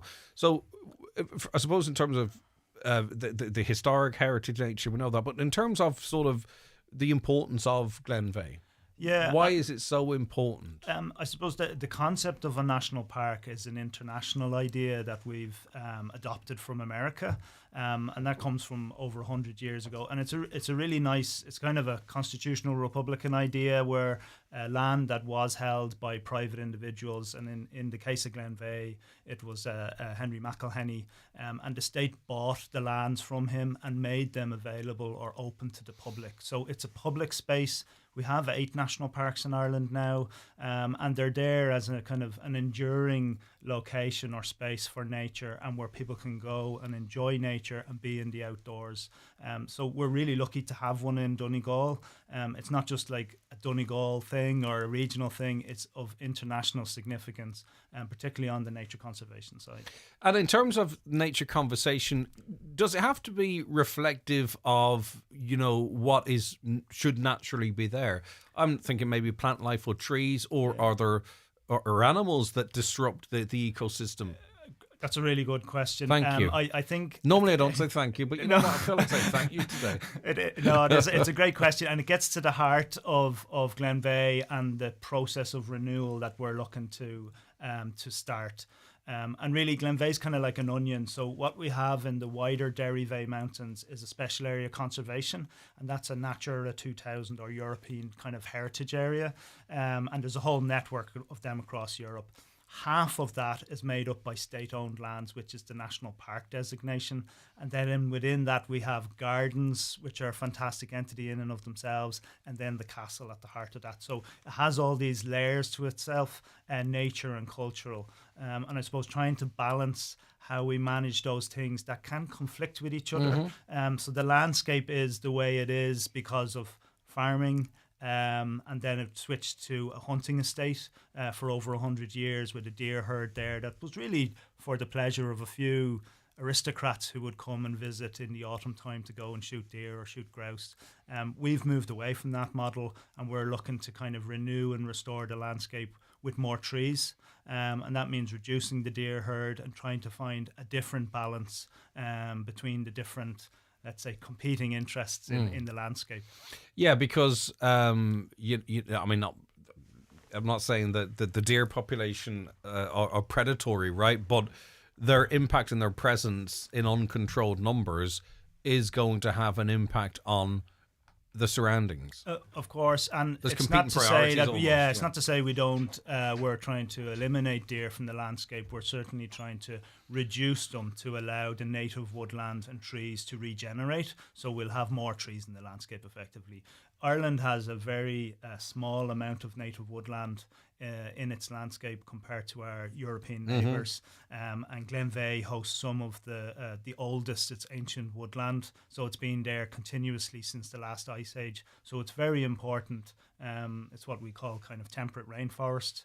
It's a really important habitat for all sorts of variety of species. How were you impacted by the storm Éowyn, and I suppose maybe the aggregate of damage that culminated in that storm? Yeah, unfortunately we had a lot of damage, certainly in the gardens, and that work is ongoing, and Sean, the head gardener there, is working, and his team are working really hard to get the rest of the gardens open, but some parts of the gardens are still closed. And we had some damage in conifer plantations that are up around the visitor centre. Part of our woodland strategy is actually to remove them. They're not really supposed to be there. They're really planted on deep peat, and they shouldn't really be in that environment. So we're in the process of removing them and replanting where it's appropriate with native trees that we've collected the seed locally and grown on in our nursery. And some areas we won't replant because it should remain as open habitat. Yeah, and so would there be a plan to remove all non-native trees over time? Over time, we have adopted a woodland strategy. Because you can't think about this in 3 months. No, your work is what you leave maybe the fourth person down. They maintain sort of the ideas that you and your team are doing now to some extent. Exactly. I mean, that's something like it's an important contribution. Exactly. Yeah. That's something that I suppose it's hard for some people to get their head around is the national park concept is an enduring thing that passes from generation to generation, and we're working in an inherited space. It's 50 years this year. 1975 it was first established, and the woodland strategy that we've adopted has a 100-year vision. So I'll get 20 years maybe if I'm lucky involved in that, but the next generation then will take on the next phase and the next steps, and our vision over the longer term is to reduce and remove the non-native species and replace them with native species that we've grown on site. So there is a public consultation on a new draft Glenveigh National Park Visitor Experience Development and Management Plan, and it starts this coming Friday and runs until April 25th. So what's up for grabs? Well, do you know what I mean? Like, yes, in terms of, what's this about? Yeah. So it is a bit of a mouthful, the title. This is a partnership that we've developed with Fáilte Ireland, and really it's focused on the visitor experience. So what do people see? What do they do when they're in the park? How is that marketed? I'd so like better signposts to the entrance. Yeah, exactly. Right, right from that. Which entrance do we use? And can I have a big "in this way" sign? Because I'm kind of thick. From the moment you engage with us on our website, let's say, right through to when you're in the park and what you do there. The park, infrastructure was built in the early 80s and was really of its time, designed around coach tours. People arrive, they do a 15-minute video, they go on the bus up to the castle, they do their tour, potentially walk around the gardens, get back on the bus and they leave. The tourist nowadays is very different, and they want a much more engaged experience. And also too, you don't want a sense of one and done either, so that I landed there, walked around the centre, I got the bus, saw the castle and then left. And then I won't go back there for another 4 or 5 years, or until someone comes visiting from America. Exactly.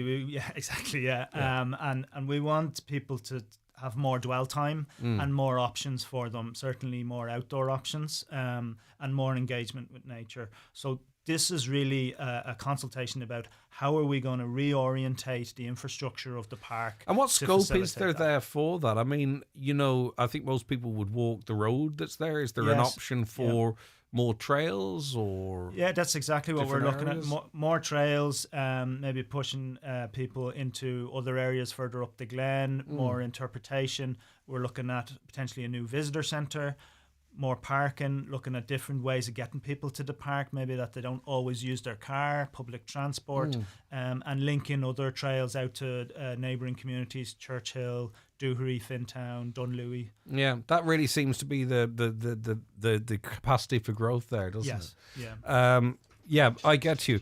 And it's very important, of course, because of the whole concept of this, is that the public feel they have a hand on the tiller to some extent here. Yeah, I mean, this is a genuine consultation. It's not something that's set in stone. So this plan has been developed over a number of years, and we had a kind of a stall period because of COVID. It's at the stage it's at now, and this is our first engagement with the public and stakeholders, and we are genuinely interested to hear their views, and there will be substantive changes made to it depending on what information and views we get in, and then we're going to go back out to the public again with a more polished plan, and that stage will be really just looking at what are any issues or constraints, because there's a lot of planning regulations around making changes in a kind of sensitive location like Glenveigh. Is there any more potential for the castle, do you think? There is. I mean, there's plans there to expand, part of the visitor experience within the castle, which we're moving towards a museum accreditation now, and also expanding the offering of food and beverages and I suppose shops and things like that. What do you think? What kind of stuff might the museum house? Well, we'd like to have a nice display exhibits there. There's going to be an A.E. Russell exhibit opening on Saturday, actually the 15th, for 2 weeks, and that's our first kind of dip of our toe in the water with regard to mobile or travelling exhibits, but certainly we'd like to have a nice exhibit space in the castle that would reflect the history of the castle and the people who use it. But also could have unrelated visiting pieces as well, because it's another reason to go there. Yeah, exactly. Is there any capacity to avail of the beautiful waters that are in the area from a visitor?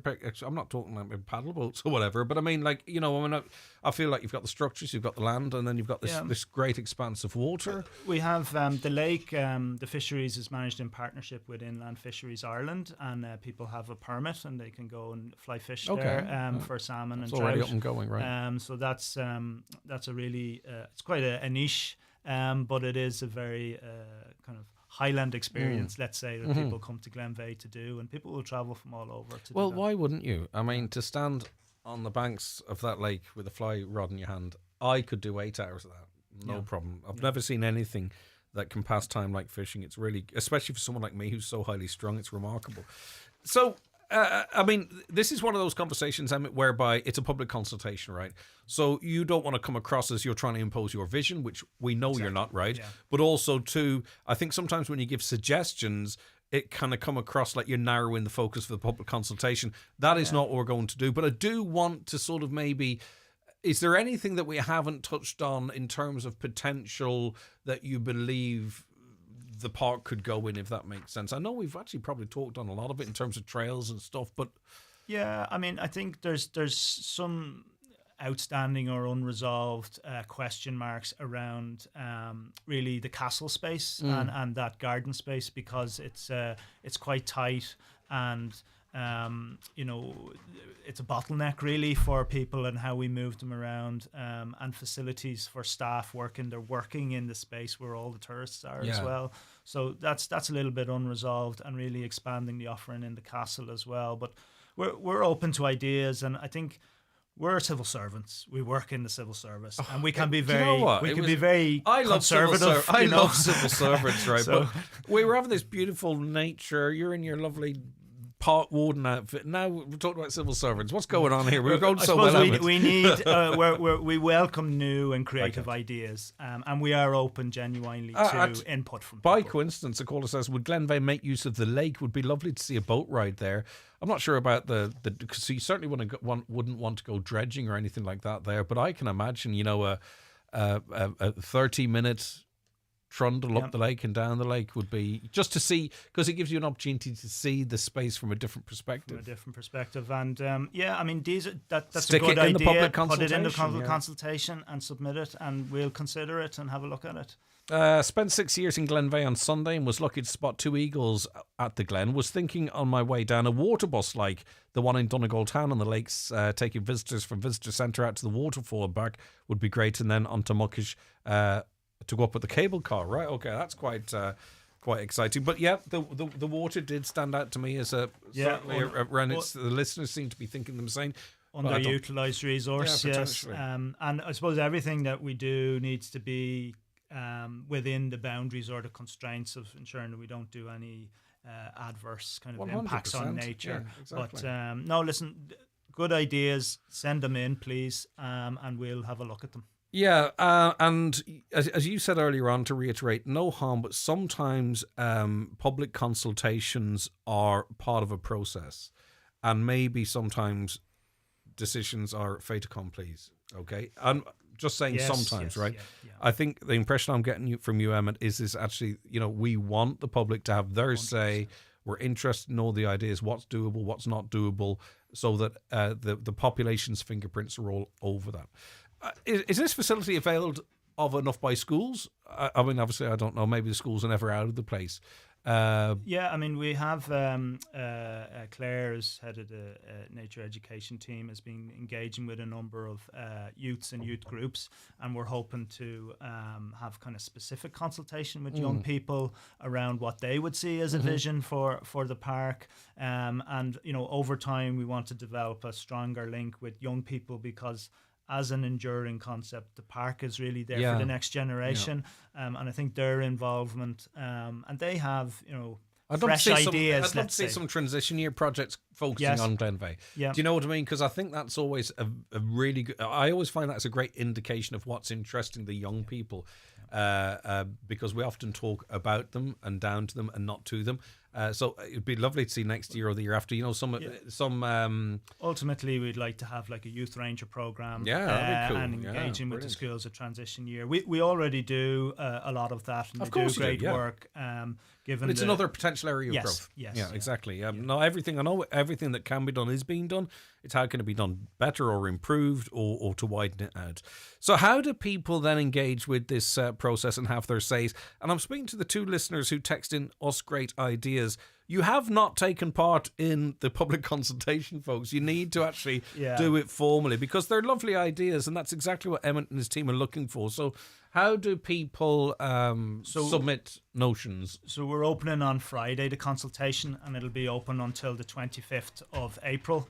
And if they want to come along on Saturday, Saturday the 15th, and on Saturday the 29th as well of March, we're having 2 drop-in days where there'll be live presentation by the consultants who we had to draft the plan. I'd like to reiterate that it's concepts that we're putting out as opposed to a fait accompli. Yeah, of course. We're looking for a genuine consultation. They can also go on our website, and on our website there'll be a link to the department location where you can submit your and I also say this with public consultations, you don't have to be a lyricist or a poet or an author. Write down what you think in your words and how you want to say it. It doesn't matter, because we all have different ways of communicating and abilities in terms of communicating and what have you. Just write down what you think. A good idea is a good idea. Exactly. It doesn't matter It doesn't need punctuation. Emmett is a legend, giving his highlighting of the basking sharks here. Can he fix the midges problem in Glenveigh? Midges are part of part of nature, the part of the unfortunately, infrastructure, aren't they? yeah, What's yeah. the background with basking sharks? I suppose when I worked as a ranger previously to this role, I was in Inishowen, and I was involved in setting up a conservation group around basking sharks, and we lobbied for a long time, done a lot of research, and in the end we got the basking sharks protected under Irish legislation, and it was a great win for nature and for the Donegal coast. In terms of basking sharks, do they come in and out of our waters seasonally? Are they ever present? Yes, it's another good question. Thank you. We discovered and were able to prove using kind of more modern techniques that they do stay here during the winter sometimes, but they also travel widely down through the tropics and into southern Atlantic and to America as well. We tracked some sharks, so they mostly come here during the summer months, April through to September. That's when they spend more time on the surface. But during the winter, they go into deeper waters. But they can hang around in the winter. They're just not on the surface, so we don't see them. And do they populate particular parts of our coast? Yeah, so we have 5 or 6 hotspots around the coast of Ireland, and actually they are the top hotspots in the world for that species. Ish. So Malin Head, I suppose across the Tory Island or the Donegal coast is one. You have Achill on the Mayo coast. Clare as well is one, and then you have down at the Dingle Peninsula, the Blasket Islands area, and then around at Cork. And how big are they? What length? Huge, the size of a bus, so 9 or 10 meters long. Unbelievable. So one of the buses we have in Glenveigh. It's very hard to describe when you interact with the basking shark or a whale. It's effectively meeting a dinosaur. Yeah. And it's really kind of inspirational. How big are their when you're mouths? underwater. Well, there's all these analogies, like a jet engine. Well, I suppose a meter and a half. It's so funny when you say that, because people go, and the British are obsessed with comparing things to the size of buses, red buses, right? And I'm like, well, how big's a red bus? Yeah. It's something I know. You're trying to get a reference but point. they're big, and they is it plankton that they feed on particularly? Yeah, they feed on plankton. So they just filter it, really, do they? Like the midges in the sea. Yeah. So they're feeding on plankton. But how could something get to that scale? I mean, obviously it's not how much plankton they process and eat, but to think that something could get to that scale? Yeah, they live off soup, and I suppose they don't use a massive amount of energy. They're very efficient animals in how they move and how they feed. But we do get huge plankton blooms off the coast here, particularly at Malin Head. Which is why we see them there, isn't it? Here, And how often might they surface? Depending on the condition. So when it's sunny and calm, they spend a much higher proportion of their time on the surface. So they kind of sunbathe, effectively. Yeah, effectively. So the basking shark, the name, I suppose the hint is in the name, but they used to be also called in Ireland sunfish. But it was changed to basking shark because there's another sunfish, the mulla mulla. So if I was on heading to Tory, for an example, on the boat or off Malin, and it was on the surface, how much of it might you see on the surface? Typically, you just see the fin, which would be like the chair you're sitting in, that size sticking out of the water. You might see the snout or the nose. You have to get quite close because the light reflects off the water to see the entire body. But people do snorkel or kayak with them. Are they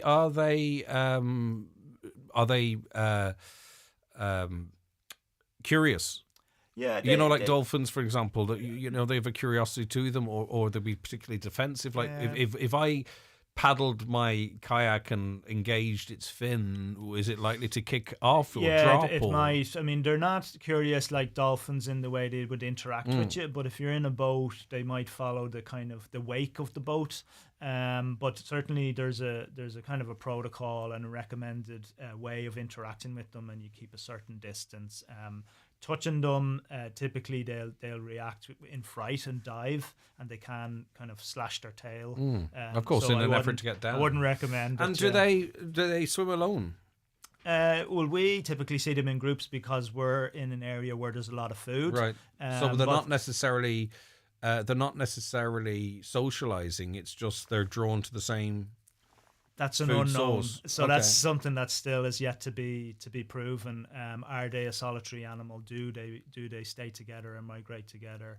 And where are the breeding grounds? So they're outstanding questions. Yeah, and an outstanding question actually, just finally before I let you go, in relation to Glenveigh National Park, it's the balance between it being a public attraction and access to the public, and also maintaining it as what it is. A caller says, the more people, the less wildlife. The park is not there to make money, but to preserve wildlife. It's also there, though, for us.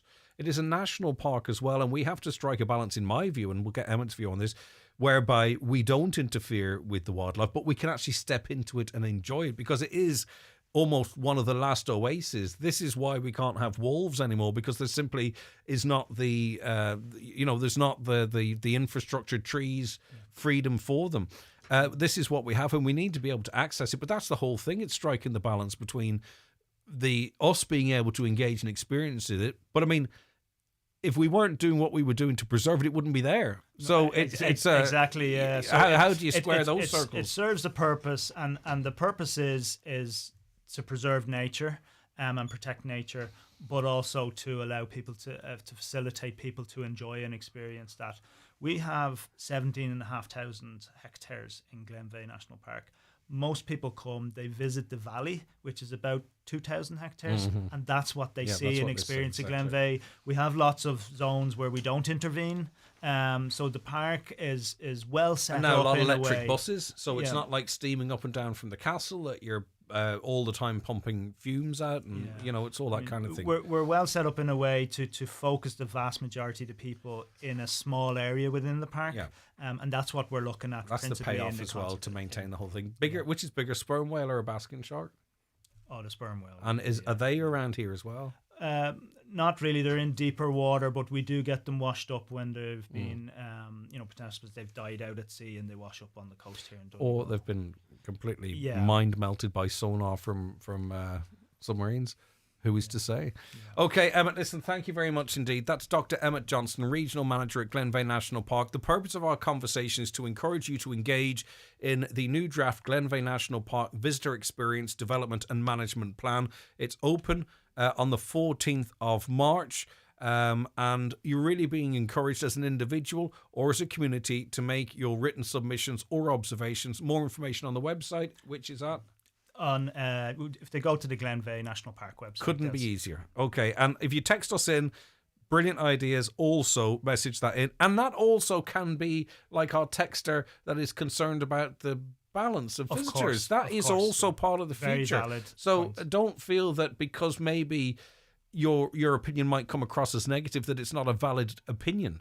by the way, just to make sure that listener feels heard. Thanks, Emmett. Back after these. The 9 till noon show is brought to you by Letterkenny Credit Union, with monster loans available up to €60,000 for all occasions. Visit letterkennycu.ie. Want a new car? Think Kia. Call Heron Auto Donegal Town on 074 9722 555. We're excited to offer a fantastic selection of self-charge and plug-in hybrid cars, along with petrol and electric cars. With finance rates starting from an incredible 0% APR and a 7-year warranty, you can drive away today with peace of mind. Call Heron Auto to find your perfect vehicle and experience our commitment to excellence. Drive with confidence. Drive with Heron Auto Donegal Town. Tesco Club Card gives you the power to more this bank holiday. Get your St. Patrick's Day started with Diet Coke and Coke Zero 18 packs, now €9. Pick up snacks for everyone with selected Pringles 165 gram, now half price. And crack open selected Easter eggs like Galaxy Minstrels or Cadbury Cream Egg, now €3.50.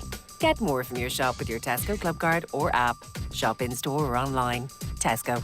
Every little helps. Available in most stores. Prices vary in Express. DRS applies. Quotas may apply. It's your lucky day. Get ready for the St. Patrick's sale at Easy Living Furniture. Absolutely everything's reduced across all departments, including sofas, dining, bedroom, mattresses and home accessories. There's no better time to prepare your home for spring. Shop the St. Patrick's sale this bank holiday weekend at Easy Living Furniture and get the furniture you've been dreaming of at prices that are hard to believe. Visit Easy Living Furniture, Crescent Link Retail Park, Derry, Londonderry. Hello, this is Robert Mazzell. Myself and the band are celebrating 25 years on the road. We're coming to the Alley Theatre on the 4th of April to celebrate our 25th anniversary. If you'd like some tickets, go to alleytheatre.com. Come and hear some of the old songs you love and some of the new ones as well. That's the alleytheatre.com. The 4th of April. We'll see you there. Donegal play their final home game of the 2025 Division 1 League campaign this Sunday afternoon. Jim McGuinness's side welcome neighbours Tyrone to the O'Donnell Park in Letterkenny. The game throws in at 3:30 and it's live here on Highland. Join me, Oisín Kelly, and former Donegal star Brendan Devaney for full live match coverage. Coverage of Donegal action in the National Football League is with Highland Motors. Discover the new Citroën C5 Aircross, the SUV that offers amazing comfort and a dynamic design. Available in plug-in hybrid, petrol and diesel. The 9 till noon show with Letterkenny Credit Union, now offering mortgages from $40,000. Right, apologies, we'll be back to that in a moment. I want to say good morning now to Dr. Deirdre Mungan, who's Research Officer at the Health Research Board. Good morning, Deirdre. Thank you so much for your time. No problem. Thank you for having me on. Right, now we're talking about a survey. Is it a survey or a study of Irish 20-year-olds who experienced conflict between their parents in childhood and the impact that might have on them? Was this specific age cohort selected for a reason, Doctor? Yes. No problem. I'll just give you a bit of a background into this study. So this analysis is part of a wider study being undertaken by the Health Research Board in Trinity College. And we're looking to discover or explore the factors associated with drug use and alcohol use. So we use the data from the Growing Up in Ireland study, and this is a large study of children which started back in 2008 when over 8,000 children aged 9 were recruited. These children were then revisited at the age of 13, 17 and then at 20. So when the children were aged 9, 13 and 17, either themselves or their parents answered questions on a range of what we would call adverse childhood experiences that they may have experienced.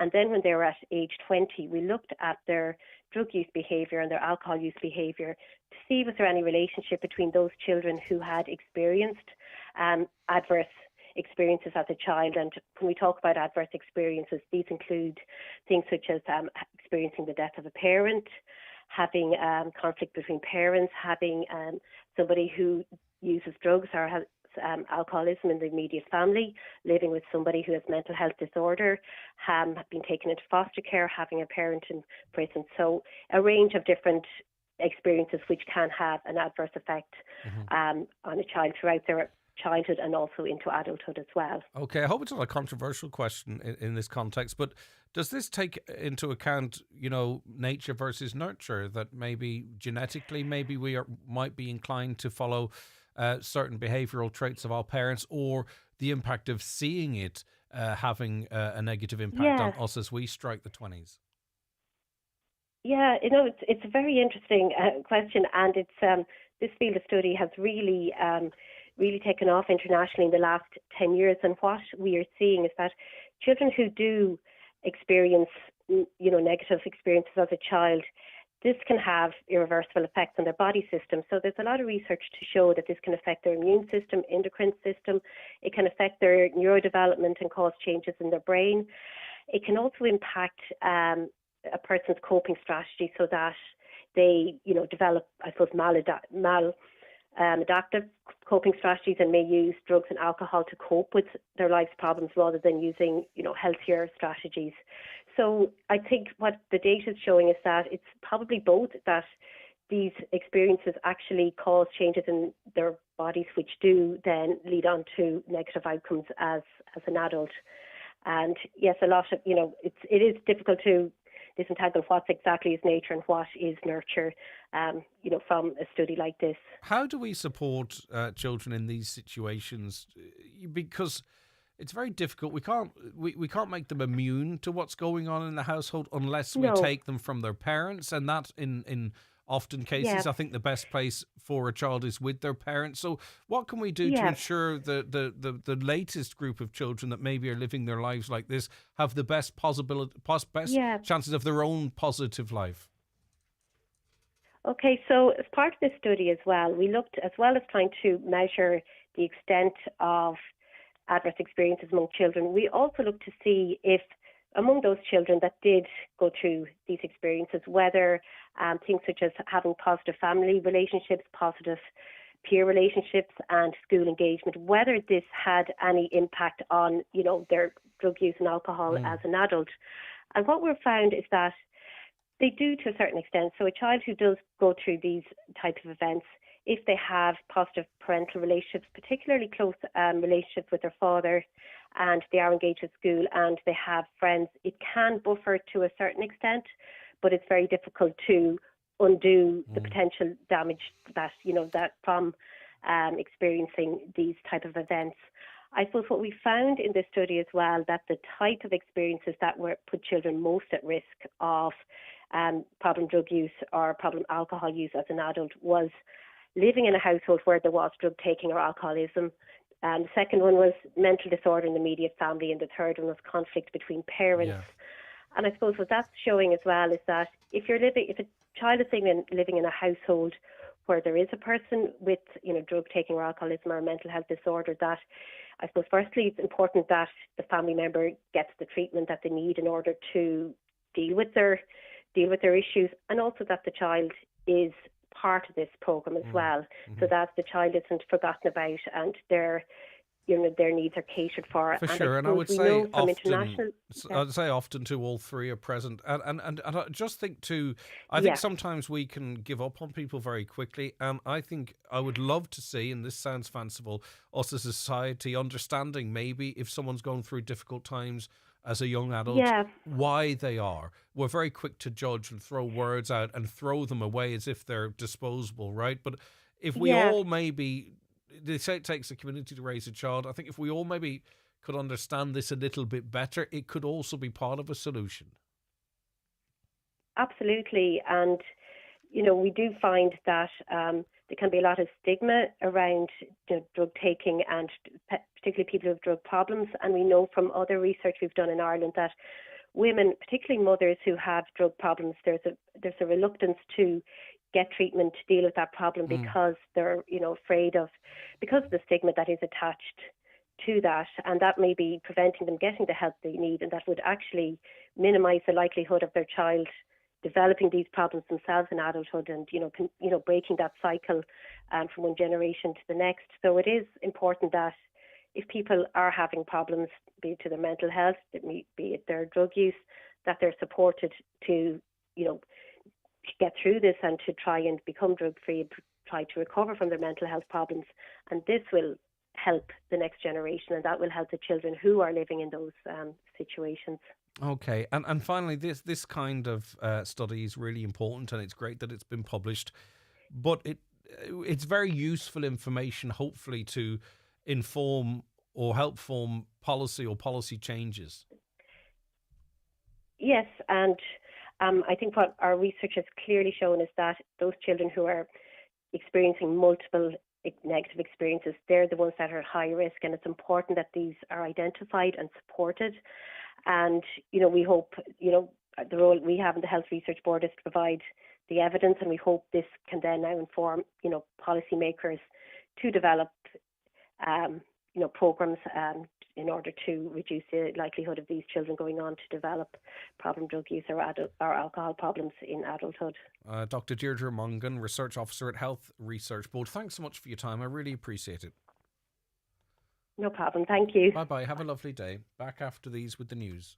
The 9 till noon show with Letterkenny Credit Union. Now offering mortgages from €40,000 to €600,000 with no hidden fees or transaction charges. Letterkenny Credit Union, 9102127. This Saturday night, the wait is over. After extensive refurbishment, Voodoo Venue Letterkenny is back. Bigger, better and ready to party. Fresh new look, same great atmosphere. Live music all weekend long. Doors open this Saturday 15th. Don't miss it. Voodoo Venue Letterkenny, where the party never stops. Ah, springtime, and the gentle hum of bees, the happy chirp of crickets, and the powerful buzz of a Titan cordless mower. Get all your spring jobs done with Screwfix. We've got fantastic value in the Titan 1 battery platform range, including mowers, trimmers, and pressure washers. One battery, multiple tools. Shop online or in store. Want to keep your brain and eyes at their best? Try Remind, the super strength omega-3 supplement backed by Irish science. Remind's unique formula with carotenoids and 900 milligrams of omega-3s delivers essential nutrients for brain and vision health. And to see how your nutrient levels measure up, try the Life Meter scan. Available this April at Healthwise pharmacies. In just 1 minute, a quick fingertip scan provides valuable health insights. Book your free Life Meter test and support your brain and eyes with Remind. Go full Lidl this St. Patrick's Day with Lidl Plus. Rustle up our deluxe breakfast bundle, pudding, sausages and bacon, all for under €4. You're in luck. Our deluxe 28-day matured round roast is now $7.99 and Alexo Prosecco is $6.21. Slotcha! Scan the Lidl Plus app and go full Lidl today. Get the facts, they drinkaware, visit drinkaware.ie. Massive spring sale at Charles Bonner & Sons Ballabafay. €500 off wood pellet boiler stoves. €250 off wood pellet non-boiler stoves. Discounts on all multi-fuel and electric stoves, plumbing and bathroom wear. Sale ends March 31st or while stocks last. Charles Bonner & Sons Ballabafay and thestovestore.ie, where you can always do a good deal better. Highland Radio weather updates with McElhenney's. Discover trending new styles each week in fashion, footwear, accessories, homeware and more. Visit us to explore the latest arrivals in store or shop online at mcelhenneys.com today.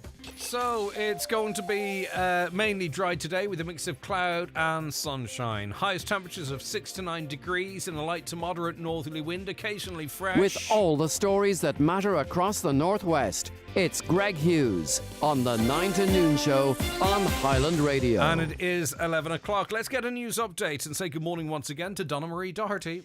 Thanks, Greg. Good morning. The family of Charles Dooher, a 26-year-old man severely injured in an assault, claims a clerical error is hindering his medical care. Dooher, who suffered significant head injuries after being attacked in Lifford on January 20th, is awaiting surgery to replace a portion of his skull. However, a mistake in his medical file listed his address as the scene of the assault rather than his actual residence in Derry. The error has led the NHS to insist to be transferred to Letterkenny University Hospital, a move his sister Deborah Dooher says is not feasible. Taoiseach Micheál Martin will meet US President Donald Trump later today at the White House before heading into the Oval Office. His day begins with breakfast at the Vice President J.D. Vance's residence. Micheál Martin has been tight-lipped throughout the week on what his game plan is for the day. A Letterkenny councillor says there is much the council can do to help secure a resolution to the crisis at Little Angels School in Letterkenny. It's emerged that a new school building, which hasn't been opened yet, is too small to accommodate at least 9 pupils. Councillor Thomas Sean Devine asked at a meeting of Letterkenny Municipal District this week that the council establish a task force to help expedite a solution, but members were hesitant, saying the reality is the council has no role to play in this issue. 2 men are scheduled to appear before Derry Magistrates Court today following a series of searches across Derry City and Strabane yesterday. Suspected Class C drugs, cash, drug-related paraphernalia, fireworks and other items were seized during the operations. A 40-year-old man faces multiple drug-related charges as well as possession of criminal property, and a 35-year-old man has been charged with similar offences. 4 other men who were arrested have been released on bail pending further police inquiries. And finally, long-awaited works to repair water supply issues on Gola Island have been welcomed. However, a West Donegal councillor says the issue is merely a symptom of a wider issue that needs to be addressed. Councillor Michael Collum McGilla Aspug says the disparity between the islands and mainland must come to an end, and he also added that at a time when the islands are being promoted as a tourist destination, the basic needs must be met. That's all for now from Highland Radio News. Back again at 12 noon. Thanks so much, Donna Marie, and we'll be back with more in the 9 till noon show after we take a break. The 9 till noon show is brought to you by Letterkenny Credit Union, offering low-rate car loans with fast approval. Apply online at letterkennycu.ie or in office today. Virgin Media Broadband is smooth. How smooth, you ask? Well, imagine you're a big old walrus, and rather than lumbering around a glacier avoiding polar bears, you're on a lake, driving a speedboat. 3,000 kilos of mollusk-munching magnificence, feeling the wind in your whiskers and the sun on your big blubbery face. That's the kind of smoothness you feel with 99.9% broadband reliability. Available nationwide. Virgin Media. It's playtime. Subject to location and availability. T's and C's apply. For broadband reliability, see virginmedia.ie/proof. Hoka, the brand that has changed running shoes at Brian McCormick Sports. The ultra-cushioned game changer, Bondi 9, will give you a soft and bouncy transition from heel to toe. Enjoy the increased stack height with a new premium midsole. Look the part, play the part. In-store and online. Click on bmcsports.ie. Refresh your space for summer with Foy's of Ballybuffet and Letterkenny. Whether you're looking to refresh your home or transform your business, Foy's experts are here to help you every step of the way with free interior design and paint colour consultations. From wallpapers to curtains, blinds to lighting and accessories to furniture styling. We've got it all. Ask about our defective block support scheme. Foy's of Ballybuffet and Letterkenny, the largest paint and wallpaper stockists in the Northwest. Join us for the celebration of the year. Highland Radio is turning 35, and we're marking the occasion with an unforgettable birthday bash concert at the Mount Errigal Hotel. It's on Monday the 31st of March, and it features the very best of country music with Dominic Kerwin, Jimmy Buckley, Michael English, Patrick Feeney, Hugo Duncan, Claudia Buckley, Connell Gallen, and myself, David James, and my brand new band. Tickets are now on sale for only €30 online at highlandradio.com from hotel reception and all usual outlets. We'll see you for the Highland Radio Birthday Bash Monday the 31st of March. This is Cheltenham with Live Score Bet. Total adrenaline, you can feel it in the roar. Total heart, it's where champions are made. Total thrill, the winners and closure calls. Total triumph, history written. Experience the total excitement of the Cheltenham Festival with Live Score Bet. Total betting. T's and C's apply. Bet responsibly. 18 plus. Gamblingcare.ie. If you heard the advert, by the way, for the Highland Radio birthday concert, just to let you know that tickets are actually really quite limited. So if you genuinely are interested in going, I suggest you get your tickets right now, because I have a feeling it's going to be a sellout, and it's a great lineup, so why wouldn't it be? So you would have heard yesterday, and in fairness, they've doubled down on some of the reporting today. You heard yesterday that the government is planning to introduce what they're calling an excessive water wastage charge. It is water rates. And it'd be for everyone, but you'd be given an allowance, they say a genuine or a generous allowance, so you probably wouldn't pay them. This is the start of it, right? But if you're constantly filling your swimming pool, then you might face water charges. Now, Micheál Martin in Texas yesterday said, no, we're not planning on doing this at all. The minister with the responsibility said not yet. The papers seem to think that they have proper information that this is going to happen. So normally it is going to happen, isn't it? Andy McGowan's of AMG Leak Detection. Good morning. How are you getting on, Andy? Good morning, Greg. How are you? Good. It's the obvious point here, and one I was tempted to make yesterday but didn't, that the biggest wasters of water or those that are treating and supplying it? Yeah, there is. There are a lot of wastage in the pipe network throughout the county and throughout the country even. You would steady hear of loss here and there affecting different households and businesses throughout the county. In terms of if water charges do come in, especially for excessive use, right? You could not actually be using the water, but you could be losing it on your property, so you'd be responsible for that. So what do you see on a day-to-day basis in terms of water loss on some properties?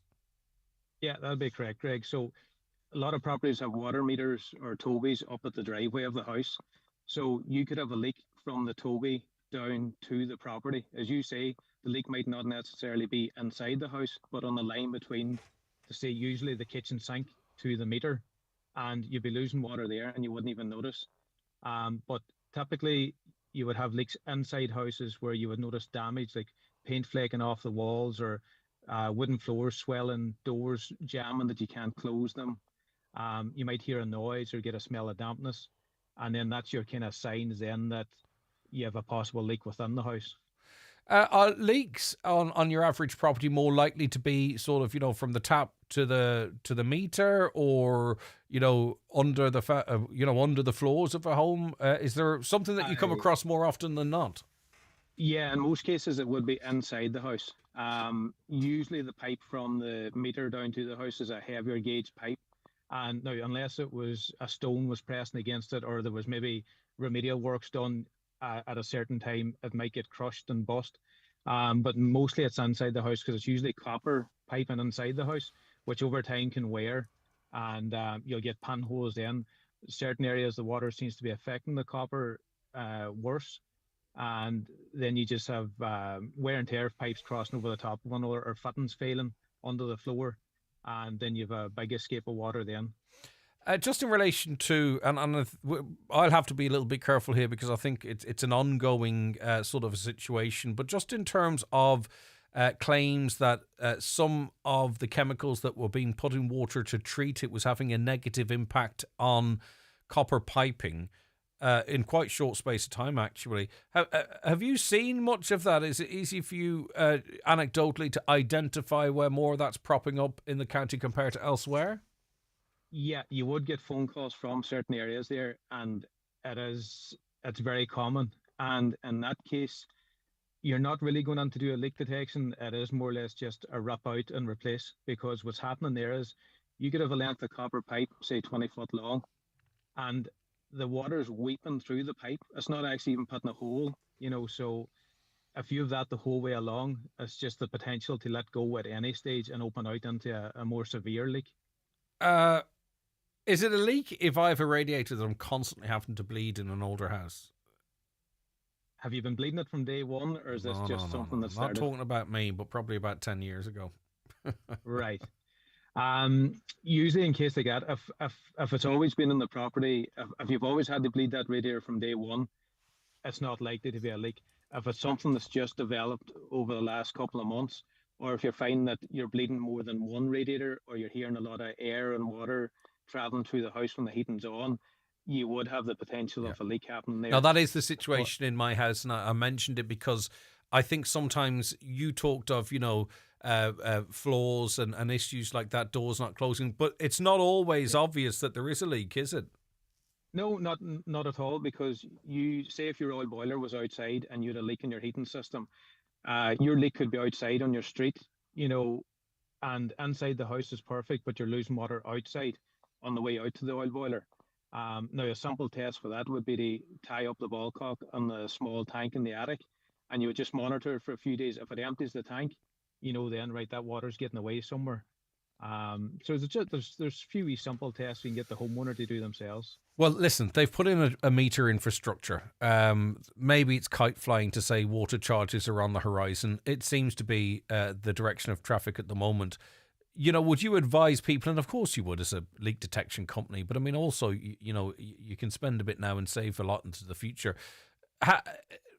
How do I go about engaging with a leak detection company, right, to check my property? How do you check if I'm losing water, either, from the meter to the house if you had one, or, within the confines of the property's footprint?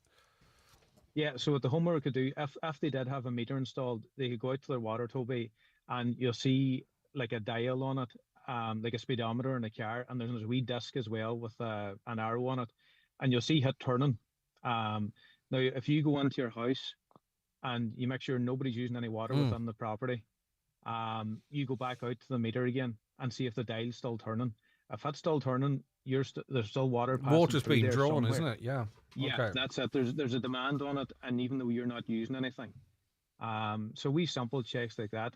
And the other things to do would be if they get up into the attic, say first thing in the morning before anybody's used any water or any heat's going on to the house, you have 2 tanks up there, the small one for your heating and the big one for your hot and cold water. If they're still filling in and not overflowing to outside, there's something using water there within the house as well. Sometimes it can be as simple as a toilet overflowing, down the pan that you wouldn't maybe notice. But just wee things to get and check. But all if your you taps have a and- toilet, if you've a faulty, like even the modern toilets, say with the push button, there's a tiny little rubber valve, and if that is in any way defective, it will constantly run. Now, if it's making a noise, you might do something about it. But if it's not, you know what I mean? That and the amount of water that would be lost over the course of the week, even though it appears to be a trickle.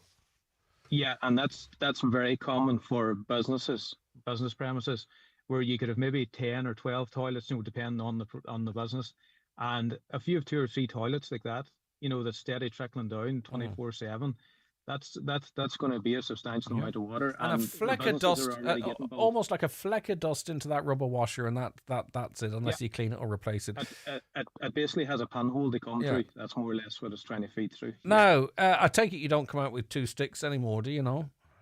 No, unfortunately not. It would have been a lot cheaper if I could get away with 2 sticks. Hey, well, you have to spend something for the tax man, all right? So you need the equipment anyway, yeah? That's it. No, with all the high-tech equipment there, you have electroacoustic device there. So basically, it's like a doctor's stethoscope, only an electronic version. So you have your ground mic and your headphones, and you just go along, and what you're doing there is you're listening for so you'll get like a vibration noise, or you'll get the noise of water escaping. Then you would have your tracer gas. If you identify which pipe's leaking, drain the pipe out, hook your gas up. It's non-toxic, non-flammable. Put the gas through. The gas escapes and rises up. So then you have a detector then, see where the gas is coming. And then you would go then with your sound over the top of that again. Then you have your thermal imaging for your hot water and heating leaks. So that's basically a camera that lets you see where the pipes run under the floor. Now, it's not an X-ray camera. I wish they invented that. That would make my job a whole lot easier.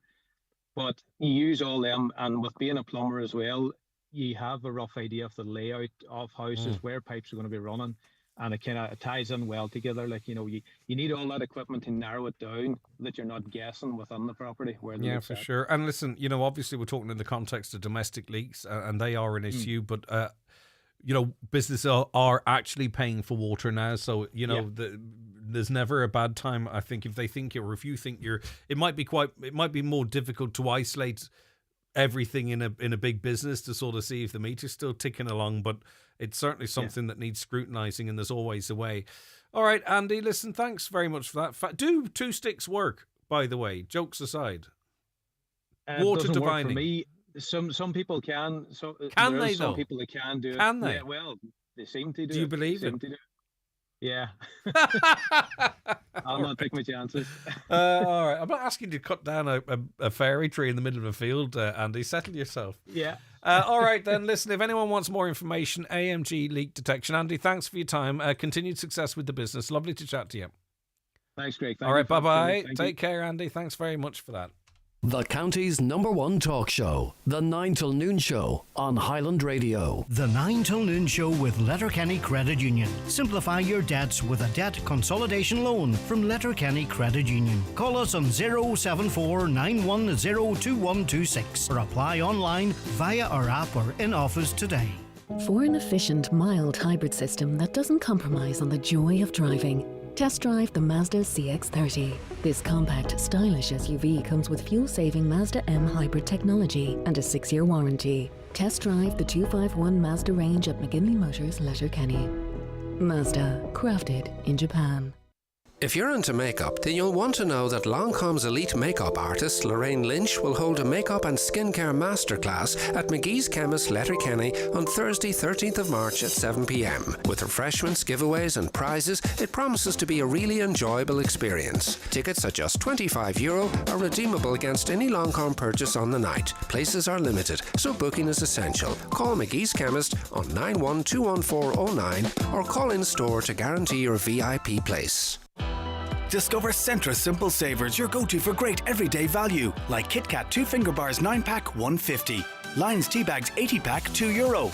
And selected Monster Energy Drinks 4-can packs, $3.50 each plus deposit. Enjoy easy, simple prices weekly on your favourite products. Centra. Live every day. Building, renovating or upgrading your home? Don't miss the Inishowen Co-op Home Build and Energy Efficiency Hub at the Inishowen Gateway Hotel, Buncrana on Saturday, March 22nd from 11am to 4pm. Meet top suppliers for expert advice on home building, affordable heating solutions and grants to help you save. Visit Inishowen Co-op on Facebook for details. See you there. Highland Radio Time Checks brought to you by EirGrid, the operator and developer of Ireland's electricity grid. EirGrid, powering up communities, powering up Ireland.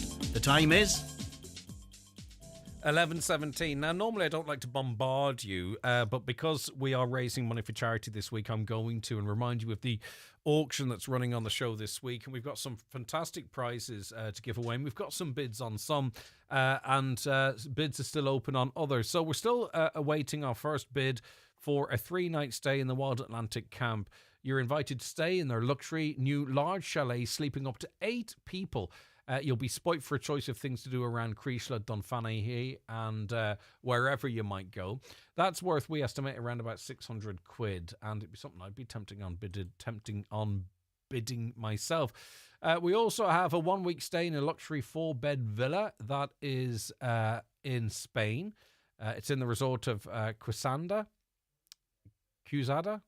Well, it's close to Torrevieja anyway, and Alicante Airport. We already have a bid on that, €800. So if you can beat that bid, give us a call here on 07491 25,000. I love this. We've got dinner for 2 at Nevin Maguire's restaurant in Black Lion, and a signed book, a hamper, and a piece of cutlery. You can't get into this place ordinarily. I would not discourage you from trying, but there's a huge waiting list. We have a table for 2 and the whole experience for you. We've a cheeky bit of £100 in there. You know, you never know. Just put in a bid. You just don't know. But if you think you can bid more than £100 for that, give us a call at 07491 25,000. We have a human hair wig, which has been kindly donated by Sharon Hair and Beauty. There are a number of reasons as to why a lady might require that. Maybe it's post-cancer treatment. It could be alopecia or some other condition. That's valued at €2,500. And we've yet to get a bid on that, or people are still thinking about bidding. This is not a reflection on the prices. It's just the way these things work. So that's worth $2,500. It might be good for you or someone close to you. So you can bid on that, 07491 25,000. Michael O'Meehall is still the top bidder for our silver party pack at the Century Play. It's for 15 children. It includes an hour and 15 minutes of play, party food, and a goodie bag. There's a cinema option there as well. We've a bid in on that for €300. So Meehall is still the winning bidder there. Another cheeky bid on our 2-night stay with breakfast at the 4-star Canal Court Hotel in Newry in County Down. It's in the heart of Newry Town, and it's thanks to our friends at Radisson Blue Letterkenny. If you just wanted to hang around Newry, it's beautiful, but you also have close access to the city. The current bid on that's €100. As I say, it's a bit of a cheeky one. €270 is the top bid so far on our spa day for 4 people at the Shandon. 1.5 hours of a thermal spa experience, a 30-minute private bay view tub experience, and a glass of bubbly as well, and afternoon tea for 4. Sharon's in with a bid there of €270. It's worth double that. We're not trying to achieve the value. We're just trying to achieve as much as we can for our fantastic charities. But I think you could bid on that, 07491 25,000. David James has a big concert night in the Sligo Park Hotel on May 25th. We've got tickets for his show and also an overnight stay at the Sligo Park Hotel with breakfast. And we've a bid there currently at €250, which is nice. It's we could do a bit better, but it's not too bad, to be honest with you. Now, also has proved incredibly popular is a 2-night bed and breakfast stay at Harvey's Point Hotel in Donegal Town. It's a midweek break for 2 nights, including breakfast and 1 dinner for 2 people. A lot in that, and it would cost you a pretty penny. Michelle has a bid-in of €600 for that, which is really very generous. Michelle, I've got my fingers crossed for you. And this is a new addition to our auction. It's a Shop LK voucher. This is quite simple. I don't have to guesstimate its value. It's €250. And it's kindly sponsored by Letterkenny Chamber of Commerce. So if you want to bid on that voucher, it's a €250 voucher. If you just want to pay €250, you've donated €250 for charity, and you have a €250 voucher. It's simple, isn't it? Because the big lift here has been from the Chamber. They've taken the hit on this. So even if you bid the face value, though, you can go lower for that Shop LK voucher. That money's going straight to charity. So 07491 25,000 again is the number to call there. Again, if there's any businesses out there that want to give us a nice juicy prize, we're looking to raise money for the Blue Stack Special Needs Foundation, Huey's Corner and Donegal Flights and Cancer Services. I'm sure you, like all of us, have had experience either directly or indirectly with one or all of those organisations, and you would like to do your bit to support them. Give us a nice prize. We'll get you on the radio. And also, too, what it helps the public realise that you've got a great interest in your local community and you're prepared to put a great prize on the line. And that, for me, is a big thumbs up, and I'll support all of these businesses. In fact, to be honest with you, Bar the Villa and the Canal Court Hotel, I've done all of them, except, of course, the Human Hair Week, and everything else I've kind of done because I shop local and support the local community as much as I can. All right, so that's it. That's the auction. Any money that you donate or bid, by the way, you get the prize, but that also goes to the 3 charities. So you can't lose. You're getting something for your donation or for your bid. So check out Highland Radio, the Highland Hub Facebook page. We'll keep you up to date on what's happening there. All right, so just wanted to give you an update on that. Thank you very much indeed. And again, your generous sponsors feeding back into the local community. It's wonderful. And I was contacted by another local business there not so long ago, so we'll see if we can get that in there. Lee Gooch is going to come in with me on Friday. I might rope in Sean Quinn as well between 9 and 10, and we'll give that auction a good push to see if we can, because as Sean pointed out yesterday, we already have over $2,000 raised even now if we shut everything down, but we can do better, can't we? All right, our next guest is about to join me, but first I'll take this quick break. The 9 till noon show is brought to you by Letterkenny Credit Union. Digital loans now available. Apply online or via our app today and get your loan transferred directly to your current account. Huge savings on LG TVs at Irwin Expert Electrical. Get the stunning LG 65-inch was $679, now only $599. And it gets even better. Our deal of the year, the LG 50-inch Nano Cell. Grab it now for only $399. Hurry, these offers won't last long. Irwin Expert Electrical, Letterkenny and Buncrana. The Power of Choice Spring Sales event is happening now at Kelly's Toyota, Letterkenny and Mount Charles. Test drive our wide range of hybrids, plug-in hybrids and the fully electric BZ4X and see why Toyota is Ireland's best-selling car brand again this year. There's flexible payment options and incredible offers, including our biggest Power Up booster of up to €3,000 available until the 15th of March. At Kelly's Toyota, Letterkenny and Mount Charles. Toyota, built for a better world. Terms and conditions apply. Best-selling claim based on latest published monthly figures. Go full Lidl this St. Patrick's Day with Lidl Plus. Rustle up our deluxe breakfast bundle, pudding, sausages and bacon, all for under €4. You're in luck. Our deluxe 28-day matured round roast is now $7.99 and Alexo Prosecco is $6.21. Slotcha! Scan the Lidl Plus app and go full Lidl today. Get the facts, they drink aware, visit drinkaware.ie. It's your lucky day. Get ready for the St. Patrick's sale at Easy Living Furniture. Absolutely everything's reduced across all departments, including sofas, dining, bedroom, mattresses and home accessories. There's no better time to prepare your home for spring. Shop the St. Patrick's sale this bank holiday weekend at Easy Living Furniture and get the furniture you've been dreaming of at prices that are hard to believe. Visit Easy Living Furniture, Crescent Link Retail Park, Derry, Londonderry. This Wednesday, we're tuning into the 1980s, when pirate radio ruled the airwaves of the Northwest.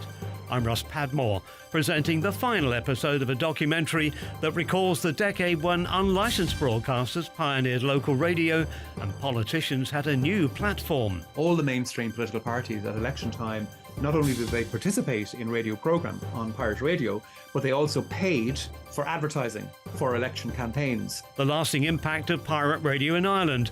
A documentary with me, Russ Padmore, Wednesday evening after the news at 8 p.m. on Highland Radio. With me right now is Colin White, Irish Kidney Association's National Advocacy and Projects Manager. Hi, Colin. Thank you for taking the time to speak to me today. Absolute pleasure, Greg. Right, okay. I just had a stat in front of me here that reads 1 in 10 people in Ireland and 1 in 7, in fact, over the age of 50 are living with chronic kidney disease. How aware or unaware are we of that? Hugely unaware, because quite often the symptoms can be kind of likes of fatigue, aches and pains that we tend to write off as just part and parcel of daily life. And so like the statistics from a report produced at the end of 2023 indicated that 98% of us are unaware that we have chronic kidney disease. So it's very silent. Colin, it's just hidden, in relation to that, I mean, I find it hard to believe, though I don't disbelieve it, that 98% of people are also not going to get themselves checked out. Are we sure that in our wonderful GP community that they are asking the right questions, doing the right tests to try and identify some of this overwhelming majority of people that are walking around with a CKD?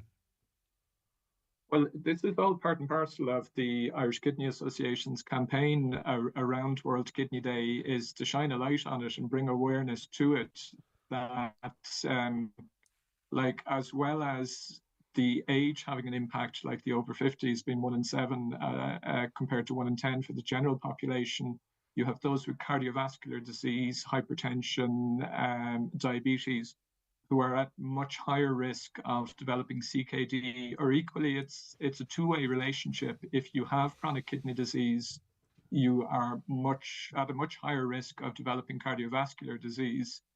So, like what the Kidney Association is really asking is that a system be in place that is testing those who are particularly at high risk, so the older ones and those with the identified illnesses, and equally that the public is asking questions about their kidney health. Like the goodness is, it's a simple blood and urine test that your GP can do that can determine the level of kidney function and whether there's any issue there.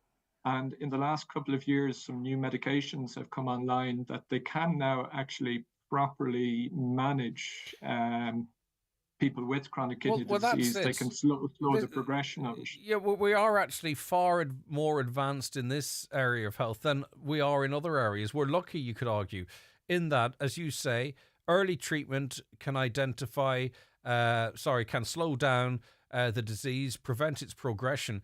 And that's very much in our interest because it is already a killer, but we know that with inaction, it's going to be a really significant factor in people's deaths by 2040. Yes, internationally, the statistics are saying that by 2040, on its current trajectory, chronic kidney disease will be the 5th leading cause of death. So, like for something that has gone so unspoken about for so long, I think there's this growing awareness that the kidneys are important, but it's the relationship of the kidneys to the rest of the human machine, as it were, that if the kidneys aren't working properly, your heart isn't going to be working properly. And if your heart's not working properly, then you're at higher risk of mortality. So an analogy I would often use is we're very happy to get our car serviced once a year to make sure that it stays on the road, it's in good shape. We should be looking to do the same with our own bodies. We should be kind of keeping. It's a good analogy, but we're compelled to do one and not the other. Perhaps There's an interesting comparison because, like, if we get tested, particularly like those of us who are over 50, like things like CKD and some of the other illnesses are going to become more of an issue. So Colin, if we check in, the bottom line is we are organic biological products. We are just machines, right, made of flesh and blood and bone. We're going to get stuff as we get older. Our heart can only beat a certain amount of time. Our kidney has a lifespan, a function, and all that kind of stuff, right? So, but when we talk about the age demographics here, 1 in 7 over 50 are living with chronic kidney disease. How much of that is preventable, and how much of it is literally just the aging process and the wear and tear on an organ? Like, can we also be a bit more proactive to reduce that 1 in 7? You know, rather than picking up the 1 in 7, sort of make that a 1 in 15 or a 1 in 20 or whatever it might be. Like, I don't know what I should be doing. I do a lot of these interviews, right? But I actually don't know what I should be doing to better improve my kidney health or better prevent kidney disease.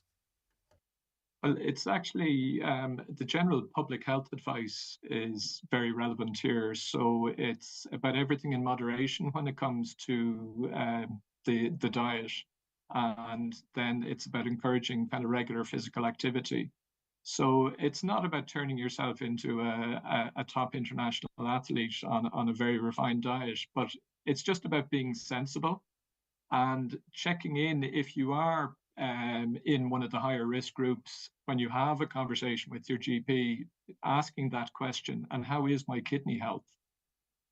And so it was encouraging to note the outgoing Minister for Health last year signed off on chronic kidney disease being added to the chronic disease management program, which is run through GP surgeries, like through primary health, where they will be identifying the at-risk groups, and they will be testing for kidney disease and managing proactively.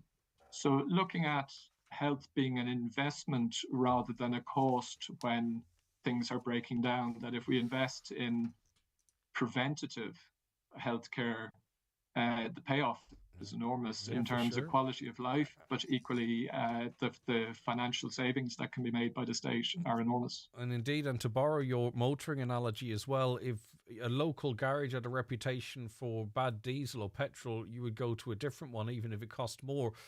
We need to be conscious of what we're putting into our bodies as well, and what have you. All right, Colin, listen, thank you very much for that. And there's more information, of course, on the Irish Kidney Association's website.